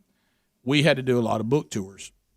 And so Fox News was very, very good to us and very kind and let us be on their shows and talk about the books, and then we talk about some of the topics of the day. Like Bubba said, we even got to go out and be the men on the street one time for the St. Patrick's Day parade in New York. Yeah, that was big. And apparently we didn't do a very good job. Right. That was one and done. Yeah, because you never got to do it again. Yeah. But anyway, it was undefeated. We never met anybody that liked Bill O'Reilly. I mean, they thought he did a good job on the air and that his success was warranted and earned. Right. But as a human being, nobody liked him. Him eating up the cameraman or somebody on set, and then Chris Berman as well, are two of my favorite. They just lose it. Right. Off set or on the set, but off air. They just said that he was not a pleasant person. He was not likable. It's just around the office. Now, I'm not saying he did the things that were alleged. I'm just saying I'll tell you something else. These were men telling us that, not women. They didn't like him. Thought he was a little arrogant. Yeah, There it well, is. Rick, you just gonna tell the whole thing? in any situation where you have a situation that's that competitive, you have to have an ego to do these kind of shows. You have to be confident. You have to be self-driven. And when you have that many people in one building competing, because they want their channel to do good, but they're all competing for that lead role on that channel, you're always going to have that kind of thing. Well, the curtain being pulled back again, I remember you and me, Bubba. See, there was a time when you didn't have, and boy, has it been named correctly, clusters of stations owned by the same company who all compete against each other. Right. And it's the point that's being made about the different shows on one channel. Well, imagine if it's not just different shows on one station, it's different shows on multiple stations, all owned by the same people, and all the people who own all of them are trying to find a way for all of them to make money at the end for the ultimate, hey, look at all of our properties making this amount of money. But what we understood, and everybody did, well, that may be the way you see it as the owner of the cluster, but it doesn't help Rick and Bubba at all for the show down the road to be number one. Doesn't it? Might help you. You might be fine with having them at number one, us at number 3, somebody else at number 5, and you look at your big pool and you think you're doing pretty good. But when it comes down to contract negotiation, being number one is going to matter more to the person doing the show than it's going to, you're going to hold that over our head. We're competing against them. We don't care what company they're part of. So we're going to go on the air and try to beat all the shows, including the same ones in this building. Back when we were all in the building together. Yeah, that was. I mean, that's the nature of the beast. Yeah, right. That's when we were accused of being number one and loud. Remember? Well, we were because you know what? Everybody was on the line, including the general manager who got loud with us. We all on the line. We all in a jumping ring. I'll tell you how dated that was. We were all standing there watching the fax machine, waiting on them ratings to come across. There was, everybody was on the line because we'd all made a lot of bold statements that we were going to own it. There was another guy at Fox News that I always liked. Now, I disagreed with his political positions 180 degrees. Could not be further apart. But one of the nicest people that I met there, and I got to sit down with him for about 10 minutes at one point, was Alan Combs. Absolutely. Now, he looked at the world totally different than I did. And there was really no way to reconcile our differences on that, but he was a nice person. No doubt. And I liked him and I respected him, even though I thought he was crazy in his political position. Yeah, I mean, but as a human being, he was a decent guy. He was very decent. And we liked him. And he did a lot of things that people probably are not aware of, even dealing with you and me. So he was a very, very nice guy. But I disagreed with him totally. Right. And now, what it was is I never got angry at him for just being wrong. Right. But because as far as his personality and the type of human being that he was very, very likable. Yeah, he was wrong. I just didn't hold it against him. Right. Now, he was completely wrong. Yeah, 180 degrees. Right. Out the pasture. His view of the world, I'd just take it and throw it in the trash. Right. But I never didn't want to live in that way. But I didn't hold that against him as a human being because now there's some people, they think you don't like them because of their political views. No, we don't like you because you're a jerk. I mean, we can agree to disagree on this. Well, I know y'all don't like me because of the way I... No, there's a lot of people don't agree with us I still like. My reason for not liking you goes much deeper than that. Top of the hour. If you leave us, have a big day. You got more Rick and Bubba. We'll be right back. Rick and Bubba, Rick and Bubba.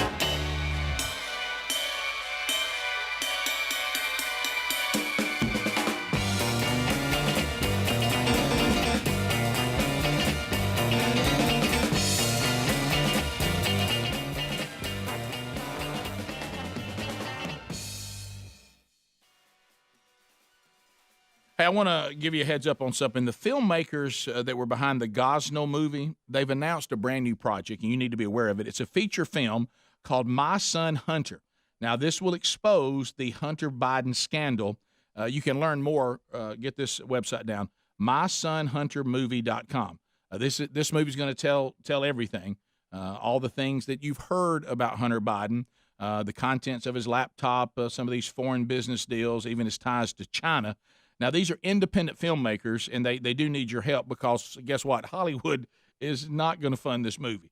It's too controversial, plus they have a political agenda. So if you want some of this truth to be exposed about some of the most powerful people in politics, you can help bring the film directly to the people because you're going to help fund it.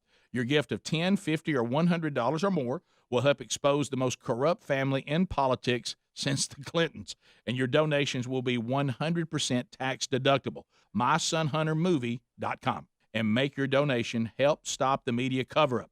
MySonHunterMovie.com.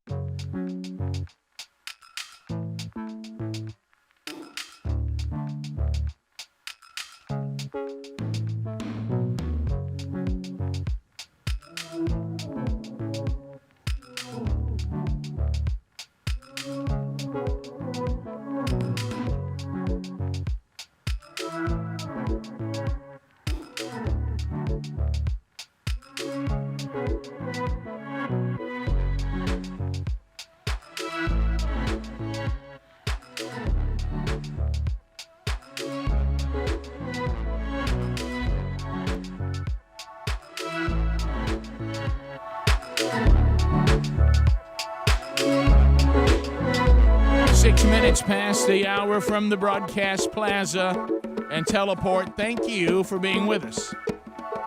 Our number is the number I just gave you. 866-WE-BE-BIG. We got Helmsy and Adler and Speedy here today. Greg out today. Back tomorrow. And welcome back for a brand new hour, Bill Bubba Buster. Hey, buddy.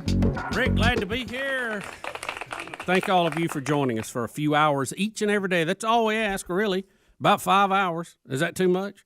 Out of 24? Speedy's got the notebook, and he's in there in the tech room. Are we all right? Yeah. We've had... it's not good when you get the notebook. We've had a few power surges here the last hour. Usually 3 were gone, but we've had about 8. I even went to see a man about a dog, and it started flashing in there. Are we all right? What are you doing in there? We're okay. We during the commercial break, I think they lost us for about 2.5 minutes. It was in a local break. Hopefully that didn't affect the affiliates because it was in between closures and tones. I'm talking radio talk now. That's all right. And so we went to the backup, but as soon as I went to the backup, he said the main was back. So we're leaving the backup going just as a security blanket in case something happens. So we're rolling 2, but we're back normal. I will tell you, blinking lights and radio studios do not go together. No, Rick, I'll tell you, just as a general rule, electronics does not like power surges. It just doesn't work well. Yeah. It just doesn't do it. Sir. No. Bubby, you ready? We got to talk about. No, you're not. And we got. Well, he's in trouble again. Yeah. John Kerry, the climate czar, Rick. He caught a little grief about flying around in private jets while trying to save the planet. Yeah. Well, he set us straight on that, though. We didn't realize how important he was. Yeah. I think I know. Yeah. He put you back in your place on that one. Yeah, we can't all marry a ketchup heiress, can we? Oh my goodness! So he was photographed, Rick, on a commercial flight because he had to park the private jet. Too much blowback on that. Mm-hmm. Of course, he's in first class because he's like 9 foot tall. He said he can't, he can't stretch his legs out. Bubby, but you don't understand the job he has to do. Yeah, I think I do. Mm-hmm. And he's photographed with his mask off. It's hanging by one ear. While the airline requires you to wear a mask while you're on the flight. Mm-hmm. There he is. Now, of course, nobody wants to wear a mask. None of us do. No. But it's his administration that have made us do this. That's where the rub has come in. Well, yeah. Now, they say that you can take your mask down if you're eating or drinking something, but it has to go right back on when you're done. And clearly, he is not eating or drinking. He is reading a book. So John Kerry is in violation of the very rules that he has set up. And look at this guy. Now, this guy's got his mask on because they've been told to. Can't breathe, about to pass out. But not JK. Now, John Kerry, the climate czar, you know what? I think we'd do more to save the planet if we just ground him. No, yeah. How about that? You know what? I mean, we'd save how many tons of stuff? So he said that he just took it down because you can take it down when you eat or drink, but it was pointed out that he was photographed reading a book, and several witnesses on the plane, which had been verified by a Tennessee newspaper, said that he had it hanging for quite a while he was reading his book up in first class. I am part of the ruling class. You don't understand the burden in which I have to carry. It's not easy being the climate czar. I wish I just wish that the president would get a few people that are not just these old retreads that have been around forever. Oh my God! I love how it goes. It was just 30 seconds. And then one of the pastors says, "Nah, I watched you. It was over 5 minutes." I mean, I understand there was a little bit of a carrying on board, but I just the inconsistency is just it owns me. None of us like Karens, but when you go out and lecture the people from the ruling class perch, yes, and then the ruling class you see living differently than how they're telling every one of us to live, which is what always happens, by the way. Yep. Then people get angry. I mean, you can get a Karen out of a non-Karen with that kind of acting. That's right. Well, Rick, it's been pointed out, he just has a history of this, okay? Yeah, that's right. While telling us the planet is dying and it requires immediate action, he takes private jet planes all over the place to accept awards, which is ridiculous. You can do that on Zoom. Stay at the house with Teresa. Right. You know what I mean? Right. Come on. Right. And now he's up there in first class. They say, you have to keep your mask on. Your mask, don't spread. Mask. Oh, my gosh. Here he is with his mask off. And you remember when he was in Massachusetts, he helped pass this rich tax on yachts. And then what did he do? He took his yacht, went 300 yards over the state line to the next marina where they didn't have the tax that he helped pass. Bubba, you peasant, return from where you came from. Never question the ruling class. Run along, peasant. I'm doing things for you peasants. Well, I'll tell you this, I don't look so sad. I need to live a different way in order to do my job, you little pauper peasant peon. Run back to wherever you came from, whatever hole you climbed out of. Did you say pauper peasant peon? Pauper peasant peon. That's okay. The triple P. You know, for a long time, we thought he might be making a play for Oprah. You know, he loves marrying them rich ones. You know, wow. He might run at her. I don't just think, because he looked at what, Teresa had and Oprah had, and he could upgrade. Right. He's working his way up. Yeah. Oh, my gosh. What a joke. Yeah. So, but remember. The people. Yeah. Dude, they fit. Now we're They really are. Oh, he seemed to be sad about it. I don't know what. Yeah, the guy sitting next to him with that mask, asked him why the long face. Right. Can you even find a mask to cover that face? You better get a long one. Yeah. It better be shaped like a banana. Better get a feed bag put on there. He would do better with the gator, that's around your neck, and you just pull up because it just covers. Ruling class doesn't wear gaiters. We have put the presidential insignia on it to let you know that I'm part of the ruling class. Look, I tell you what you could do. Stay at home, do a Zoom call. You'll be all right there, Big John. Big John. Big John. Jacob. John. Jacob is in Athens, Alabama on this topic. Jacob, go ahead. Yeah. Hey, guys. Long-time listener. Appreciate you guys. I'm a youth pastor from Athens, Alabama, so I just appreciate what you guys do. Thank you. But, hey, me and my wife were flying with our son to Columbus, Ohio for some medical things about a month ago, and they came on and were very clear on the airlines that if you didn't have your mask on, you were violating a federal law, and you would be asked to leave and never be able to fly again on that airline. So where's this at with John Kerry? Well, Jacob, why don't you run them back to your youth group and leave the Kings alone?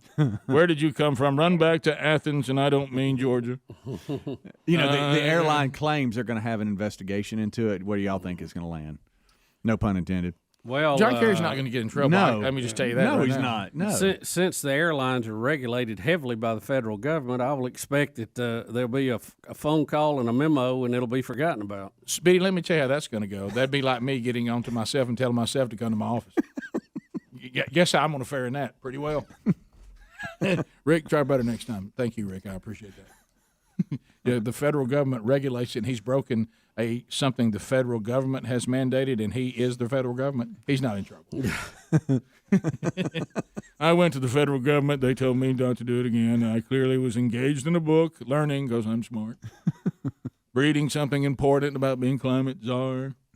It might have been 30 seconds to 5 minutes, somewhere in there. We'll be back 15 minutes past. Got some more COVID numbers coming out, Rick. Man. More studies as time goes on. Interesting facts here we'll share with you when we come back. 15 minutes past the hour. 866-WE-BE-BIG is our number. More of the Rick and Bubba Show coming up right after this. Rick and Bubba, Rick and Bubba.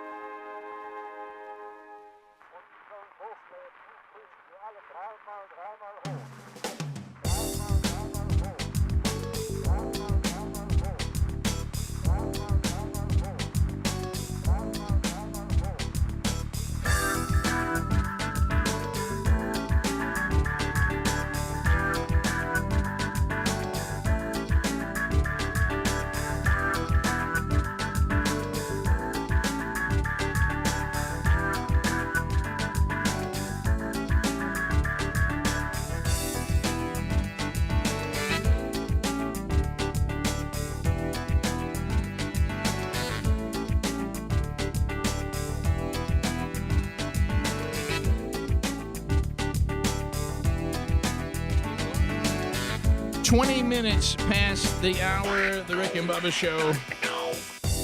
866 We Be Big is our number. Baby brother's back. Hey, baby brother. I'm a little late today.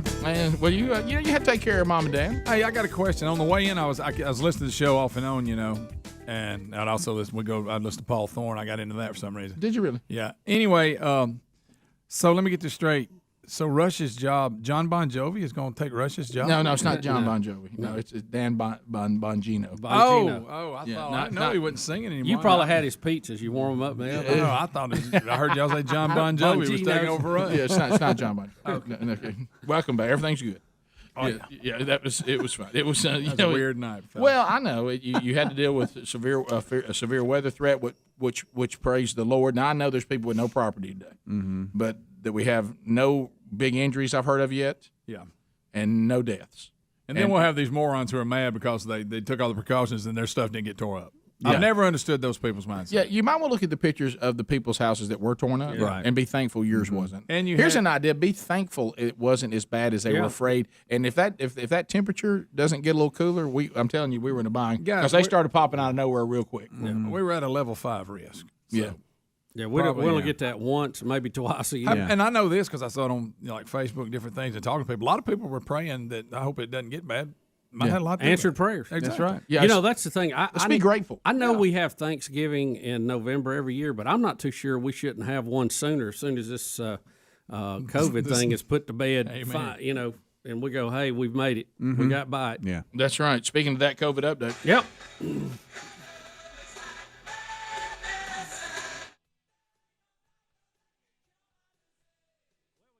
Numbers here, Rick, and these are encouraging numbers. This thing hit through Europe before it got to us.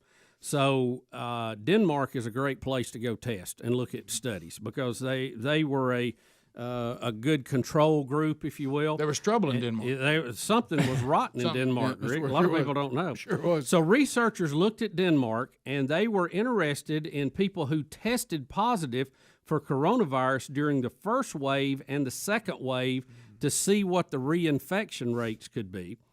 Good news, just 0.65% of people who tested positive during the first wave were reinfected during the second wave, compared to 3.3% who were newly infected. Both of these are good numbers because you see, again, their number tracks similar to what the U.S. was in the number of people who were infected, 3.3%, okay? Yep. Only 0.65%, less than 1%, got reinfected. Now, you will see these stories where somebody says, hey, there's a lady in Oklahoma. She had it, got over it, got it again. Mm-hmm. I know. And people just panic. Oh, my gosh. Yeah. There are going to be people whose immune systems did not work the way they were supposed to, and they will get it again.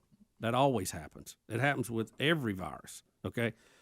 People's immune systems don't work. Sometimes that's why you get other diseases, cancers and other. It all happens, So, but that's an extremely low percent, less than 1%, okay?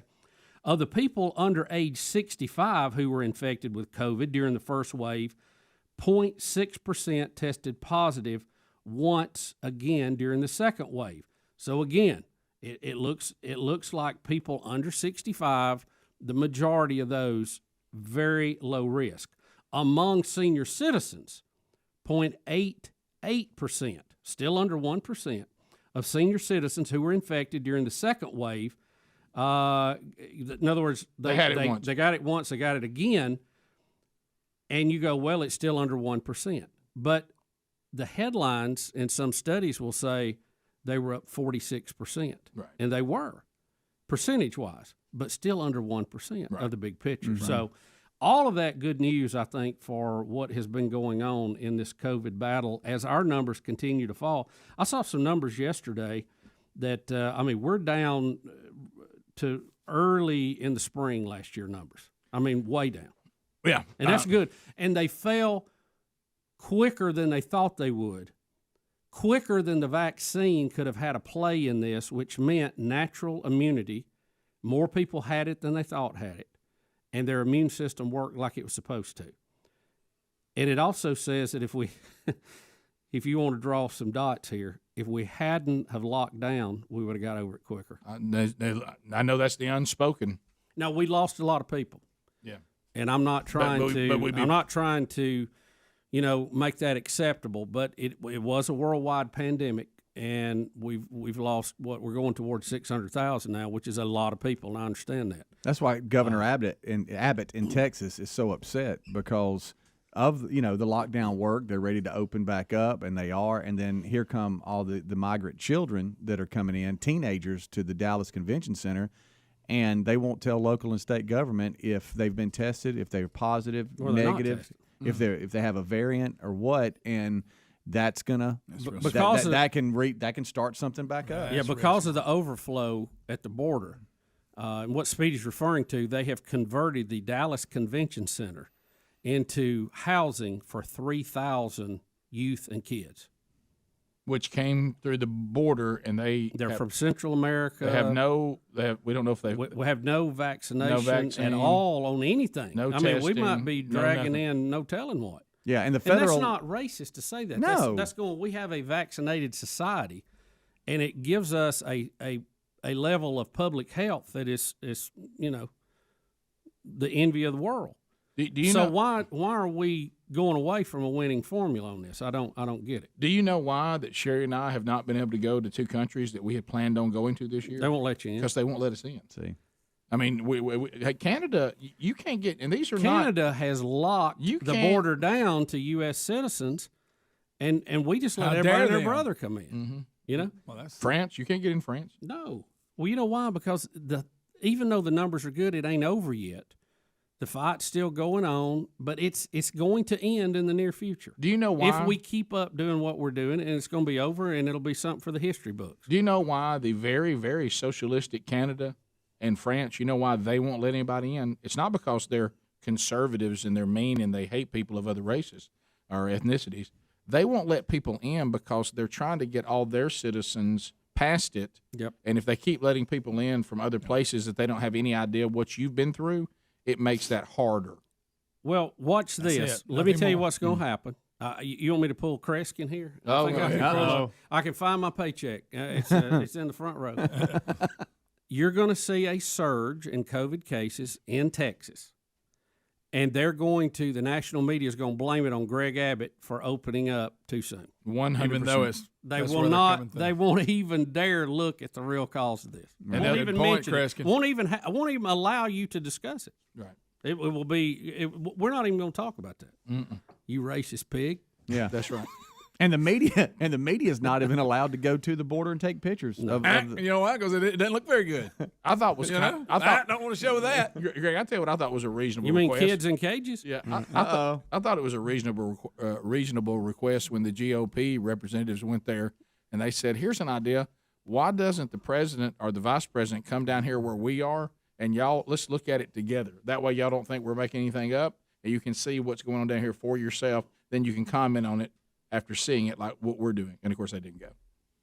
I mean, that's a reasonable. That shouldn't be a political statement. Shouldn't representatives from both parties go down there and look around, look at it together, and go check it out? And I would think, if you don't think it's safe for the president, at least send the vice president. Well, again, there's humanitarian things we do, and then there's political things we do, and the only way you take Texas out of the Republican column is with a full-fledged invasion. Absolutely, and that's what it is. Right. And Florida's already, it's teetering. Did y'all pick up on what President Biden said when he finished his little statement talking to, those that are trying to come across the border? At the end, he said, "We're not ready for you yet," which means just hang on, man. Our party is starting at 6, and it's 12. You're here too early. You're here too early. Ready. Just hang on. Plus, I need time to come up with something. Unbelievable. Poor folks that trying to guard the borders or live close by. And it's going to get to everybody eventually. We'll be back. Rick and Bubba, Rick and Bubba.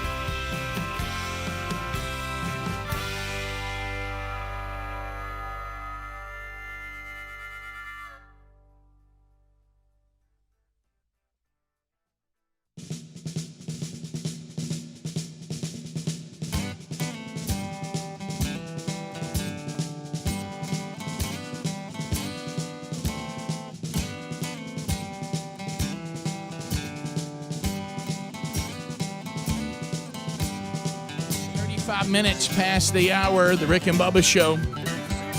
866 We Be Big, the number. Y'all don't call us, child. We'll call you. At the end of 30, the buzzer sounds, and we'll move to another caller. While you are lining up your calls, Murdahl is taking them. Let me remind men all over this country that the Gridiron Men's Conference is back this summer, hopefully. You want me to call them up, Rick? Call. Hey, men, listen up. Hopefully, we'll be able to fill the place up. You know, last year we were limited to about 1,500. Limited seating. That's right. We got assistant coach in here. Coach. That's so good. So, but hopefully we'll be able to. Right now, we're selling the tickets that are there. Secure them now. Boy, what a good lineup this year, Bubba. Herschel Walker is going to be there. What a lineup. That's right. 34. Herschel will be there. Jonathan Evans will be there. Outstanding. Tony Evans' son, one of his sons. Ike Riker to be there. Also, Gary Chapman will be there. Phil Walter will be speaking. I'll be speaking. Charles Billingsley leading worship. It will be in the great city of Huntsville again. They were fantastic hosts. They made it count. They got their first shot to host Gridiron, and guess what? Here we go. Gridiron loves them. So we're going back to Huntsville. See Herschel before he's a senator. That's right. June 18th and 19th. Go ahead and get it together for your men's group or for yourself at gridironmen.com. Also, there's a link at rickandbubba.com under the sponsors button. Let's go to Vaughn out of the great state of Missouri. Trolling. Keep them phones a trolling. Here we come, phone trolling. Phone troll. Vaughn, welcome to Rick and Bubba. How are you? Just fine. I wanted to make a comment about that Deshaun Watson, about how he wasn't really something that he would do. But in college, if you remember, he was accused of rape in a woman, but it was kind of swept underneath the rug because he was an up-and-coming star, and nothing was ever really made out of it. No, I don't remember that. No, I don't either. I guess they did such a good job, I don't even remember. Well, this was, this was his attorney speaking. I don't know Deshaun Watson, and I did not know that. So we accusations, again, we got to be careful with those. Everybody deserves due process, Yep. And we will see how that goes. And that is the issue when you put yourself in these situations. There's only two people in the room, and it's the massage therapist's word against yours. And I don't know how you resolve that if that's the only two people you have, but we'll see. Let's go to Fast Eddie, Paducah, Kentucky. Fast Eddie, go ahead. Hey, buddy, I got my take on the John Kerry move on the airplane. He wants to get barred off commercial airlines so he can go back to his private jet. Yeah. Hey, that's a great thought. That's real good. I would travel, but I've been kicked off the airplane. Back to the private jet that Teresa and me on. Indiana, Dude is standing by. Dude, go ahead. Dude. Hey, dude, this dude from Indiana. Hey, dude. Hey, Bubba, you mentioned we should have Thanksgiving, some kind of party when all this is over, but how are we ever going to know it's over? What would the markers be to say we're done? I think when we get to go back and do things semi-normal to what we used to do it. You know, when we're back doing football games, when we're back doing little leagues, when we're doing cookouts, when we're doing the things that we all like to do as Americans every day. I think these are easy markers, and Bubba mentioned some of them. When the restaurant does not require you to wear a mask or limits where you can sit. When the men's conference I just talked about says we will sell every ticket in this entire arena and no seats are off limit until they're all gone. Bubba said the others. When we go to a ball game and no one says that only 20% of you can come. When it gets down to life is the way you're allowed to get in crowds anywhere, anytime, for any, as long as it's when those things happen, then it'll be it. I think we need to take a day and thank God Almighty that it was not worse than it was, because it certainly could have been. It was bad enough. We remember the ones we lost and give Thanksgiving. Let's go. I don't want to wait till November. Do you? No. Let's go ahead and have it now. That's right. We didn't get to really have one. Let's be thankful, because, hey, we could. There's other ones out there. Suzanne in Atlanta. Suzanne, go ahead. Hey, I don't know where that guy got that about Deshaun Watson, but he was never accused of rape. And I will say this. He and I are from the same hometown. We went to the same high school. And everybody that I know is very proud of him. We all keep up with his career. And if there were any kind of rumblings about that, it would have been out. That's just not true. And it's awful to spread rumors like that. Yeah, and we said we didn't. Yeah, I never heard it. Yeah, and everybody, Deshaun Watson has commented on this and said, "Hey, I understand this is. I've been accused of this, and we're trying to clear my name and all this. So something did happen. I don't know what, but there is some stories out there, and I mean, I get grew up in the same town, all that, but we don't know until we have due process. And look, we've seen investigations all the time where things come to light that we thought, well, that I never would have saw that coming. Well, I can give you an example, and I hope that. I hope he's cleared, and there's nothing wrong that comes up with Deshaun Watson. Well, would you like for me to point out the obvious example of what you're saying? I looked across where I'm sitting right now at Bubba, and I said, man, there are people accusing Ravi Zacharias. Yeah. Of inappropriate things with massage therapists, and both of us said that's probably not true. Bingo. Oh, I didn't think there was any way it could be true. Right. No. What hurts him is that the story we have, and his agent has talked and stuff, is the second accuser has come forward. And guys, I hate to break this to everybody, and I got a little dose of reality on this the other night watching a documentary. These high-profile athletes have a machine that hide this stuff for them. Not saying Deshaun does, but there are a lot of high-profile athletes out there that do, and when this ball starts rolling, you never know what's out there. Well, it goes back to this. We don't really. First of all, there's two things that we just need to stick to, and that'd be the end of it. Everybody deserves due process. Amen. Secondly, we don't really know anybody. Amen. Those are the two things. Absolutely. The accuser and the accusee. Right. Yep. So let the process work it out, and hopefully the truth will be revealed. Yeah. Let's go to Hank in Georgia. Hank, welcome to the Rick and Bubba Show. 30 seconds. Go ahead. Hank. Yeah. Hey, good morning, guys. I think I've come up with a solution for the problem of all of these illegals that are ending up in Texas. As soon as the federal government lets them go, I think Governor Abbott ought to put them on a bus and send them to Washington, D.C. and drop them off. The first load in front of the White House, the second load in front of the Capitol. Probably wouldn't need to be a third load after that, but, we'll see. I thought Mickey Dean, the late Mickey Dean, had the best idea. Mm-hmm. You dart them all, put them to sleep. You put them in as many vans and buses as you need. You take them up to the border of Canada. Let them out. Let them wake up and let them run into Canada. Yeah. Think they're running into the U.S. and just let them pass right into Canada. Gosh, that's a good one. That is. Patty. That was some deep thought on that one, Rick. Patty in Florence, WLAY. Patty, go ahead. Hey, I think the guy talking about Deshaun Watson, I think he meant Jameis Winston from Florida, I believe is who he was talking about. He didn't.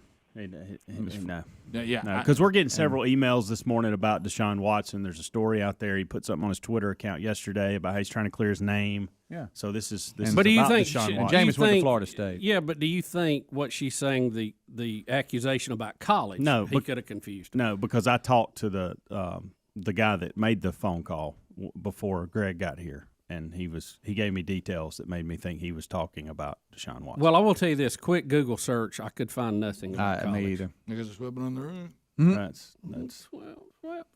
Lunchbox out of El Paso. Lunchbox, go ahead.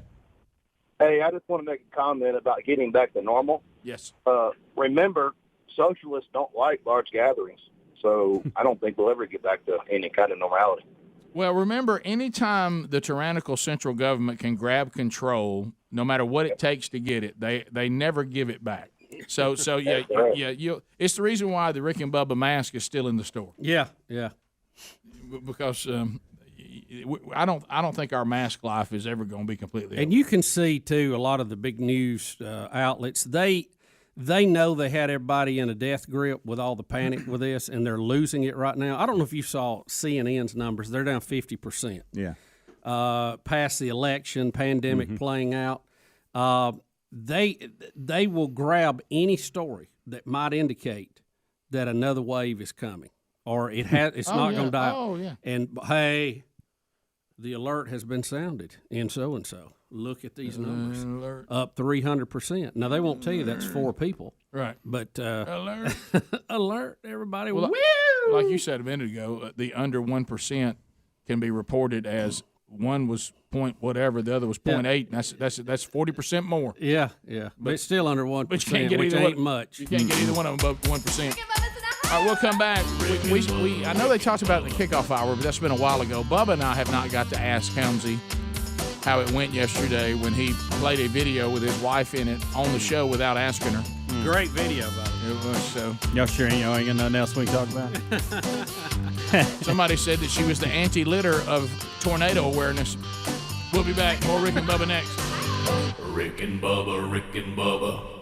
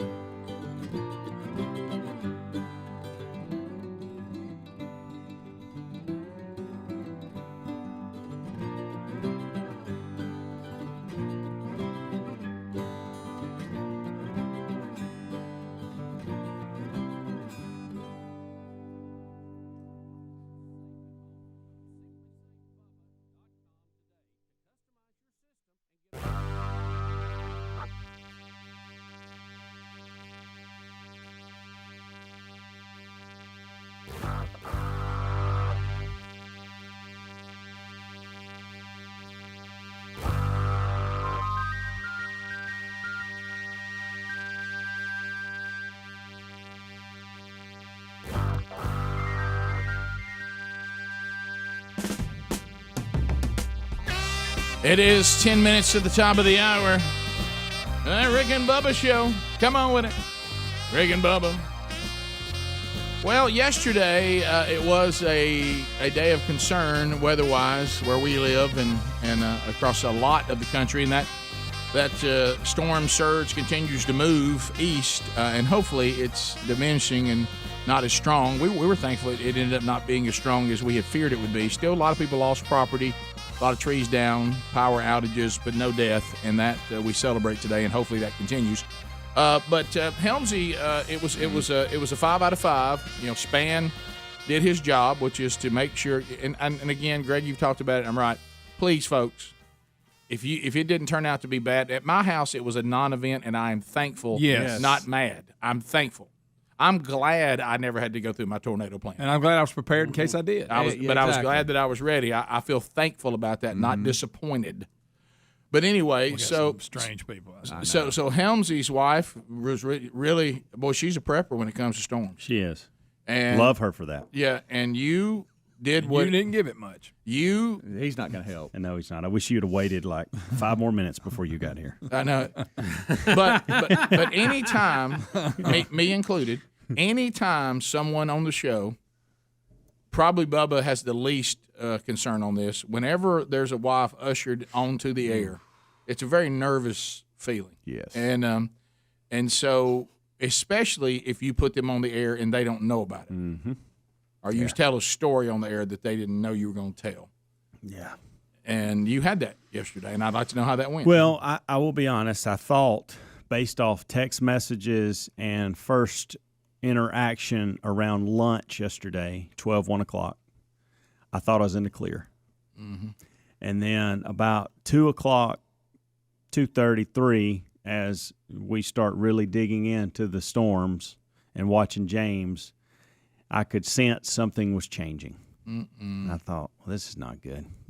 She's starting to get mad about what happened this morning. But she was being quiet. She wasn't saying it. It looked like she's all over me or anything, but she was just I was sensing something different. Chilly in the house. It was, Greg. It was. They're not very good at hiding their feelings. This is called. I know my wife's mad the minute my footsteps in the house. Yeah. A couple of questions, and it was Greg. It was got a little chilly, a little cold, and I thought, wow, so this is not good. Put a jacket on. So let's see if I can diminish this a little bit, soften the blow, make a few jokes, see if I can do a couple things around the house that'll kind of get her attention. We always try that.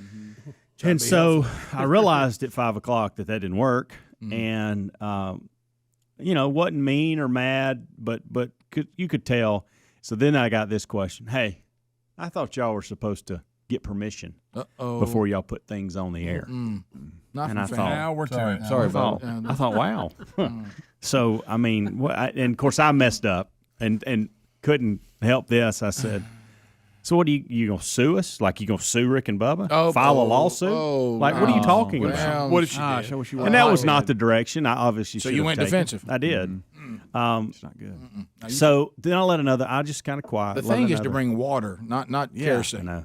And there's a fire. Put it out. Get some water on And that. so Somebody throw me some dirt. we continued to enjoy James Spann's coverage throughout the day, and I ended up going, okay, I need to send these 2 emails. One that Bubba had sent, which was so gracious of you to do, and so very heartfelt that he wanted just to simply thank Amanda for allowing us to play that. And then there was another gentleman that said his wife was fired up because she heard Amanda and her husband heard it, and he took action and showed leadership with the family to get everybody together, and it meant a lot to his wife that he was doing that, and Amanda impacted him in that way, and I wanted her to know that. Of course. So I sent that email, and I think that did soften the blow. I think she read those and was like, okay, so I probably did help some folks today, and the guys are not making fun of me. They actually thought that I did a good job and still would like – now, she hasn't told me any of this. This is kind of where I think it's at this point.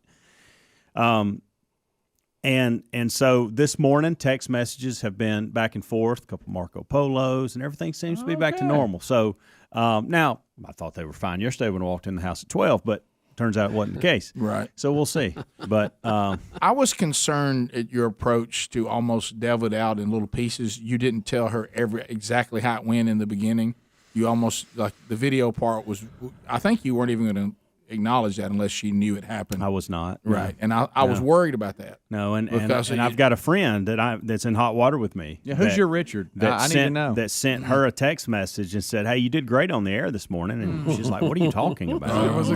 You got to find that out. And so then one of her very close friends, who she's currently working with right now, her dad, who loves the show, took a screenshot, like videoed it on his TV, watching on YouTube live, and sent it to his daughter and said, "Hey, here's your friend. You might want to show her this." I don't think he worded it like that, but so I was busted by 8, 9 o'clock in the morning. Yeah, but I really did think, and so then I took the approach when I knew that. I was like, "Hey," I said, "the guys loved it. It was a great video.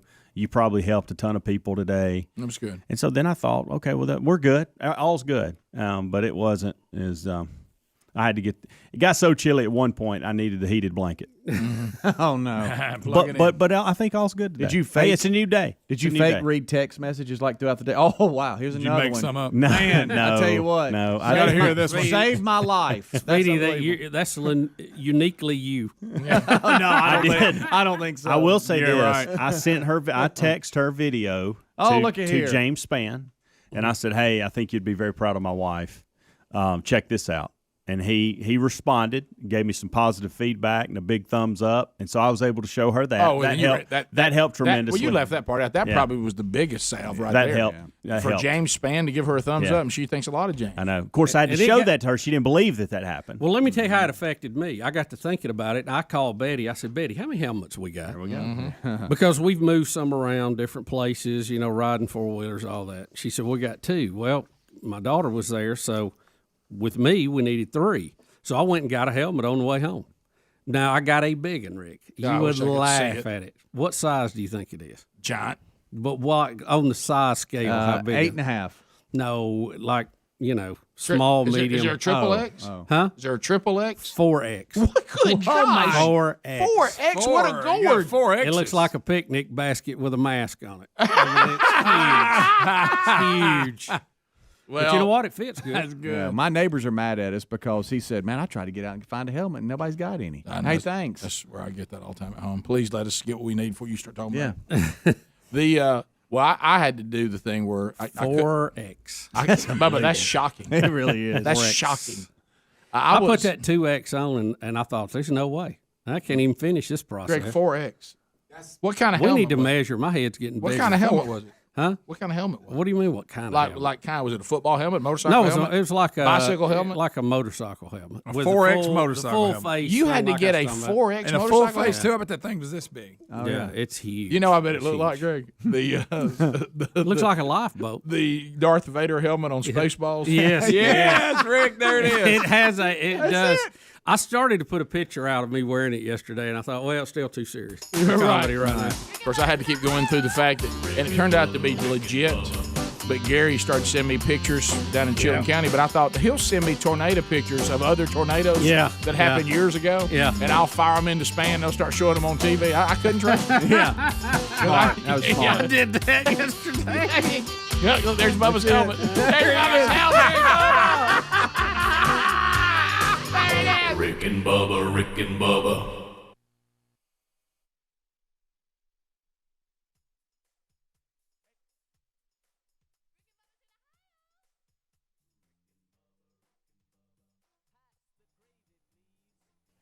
Hey, thank you for watching Rick and Bubba live on our YouTube channel. We're here live every Monday through Friday.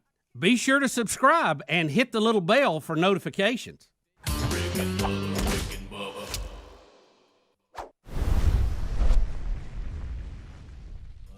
Waking on the blubber. Rick and Bubba, Rick and Bubba.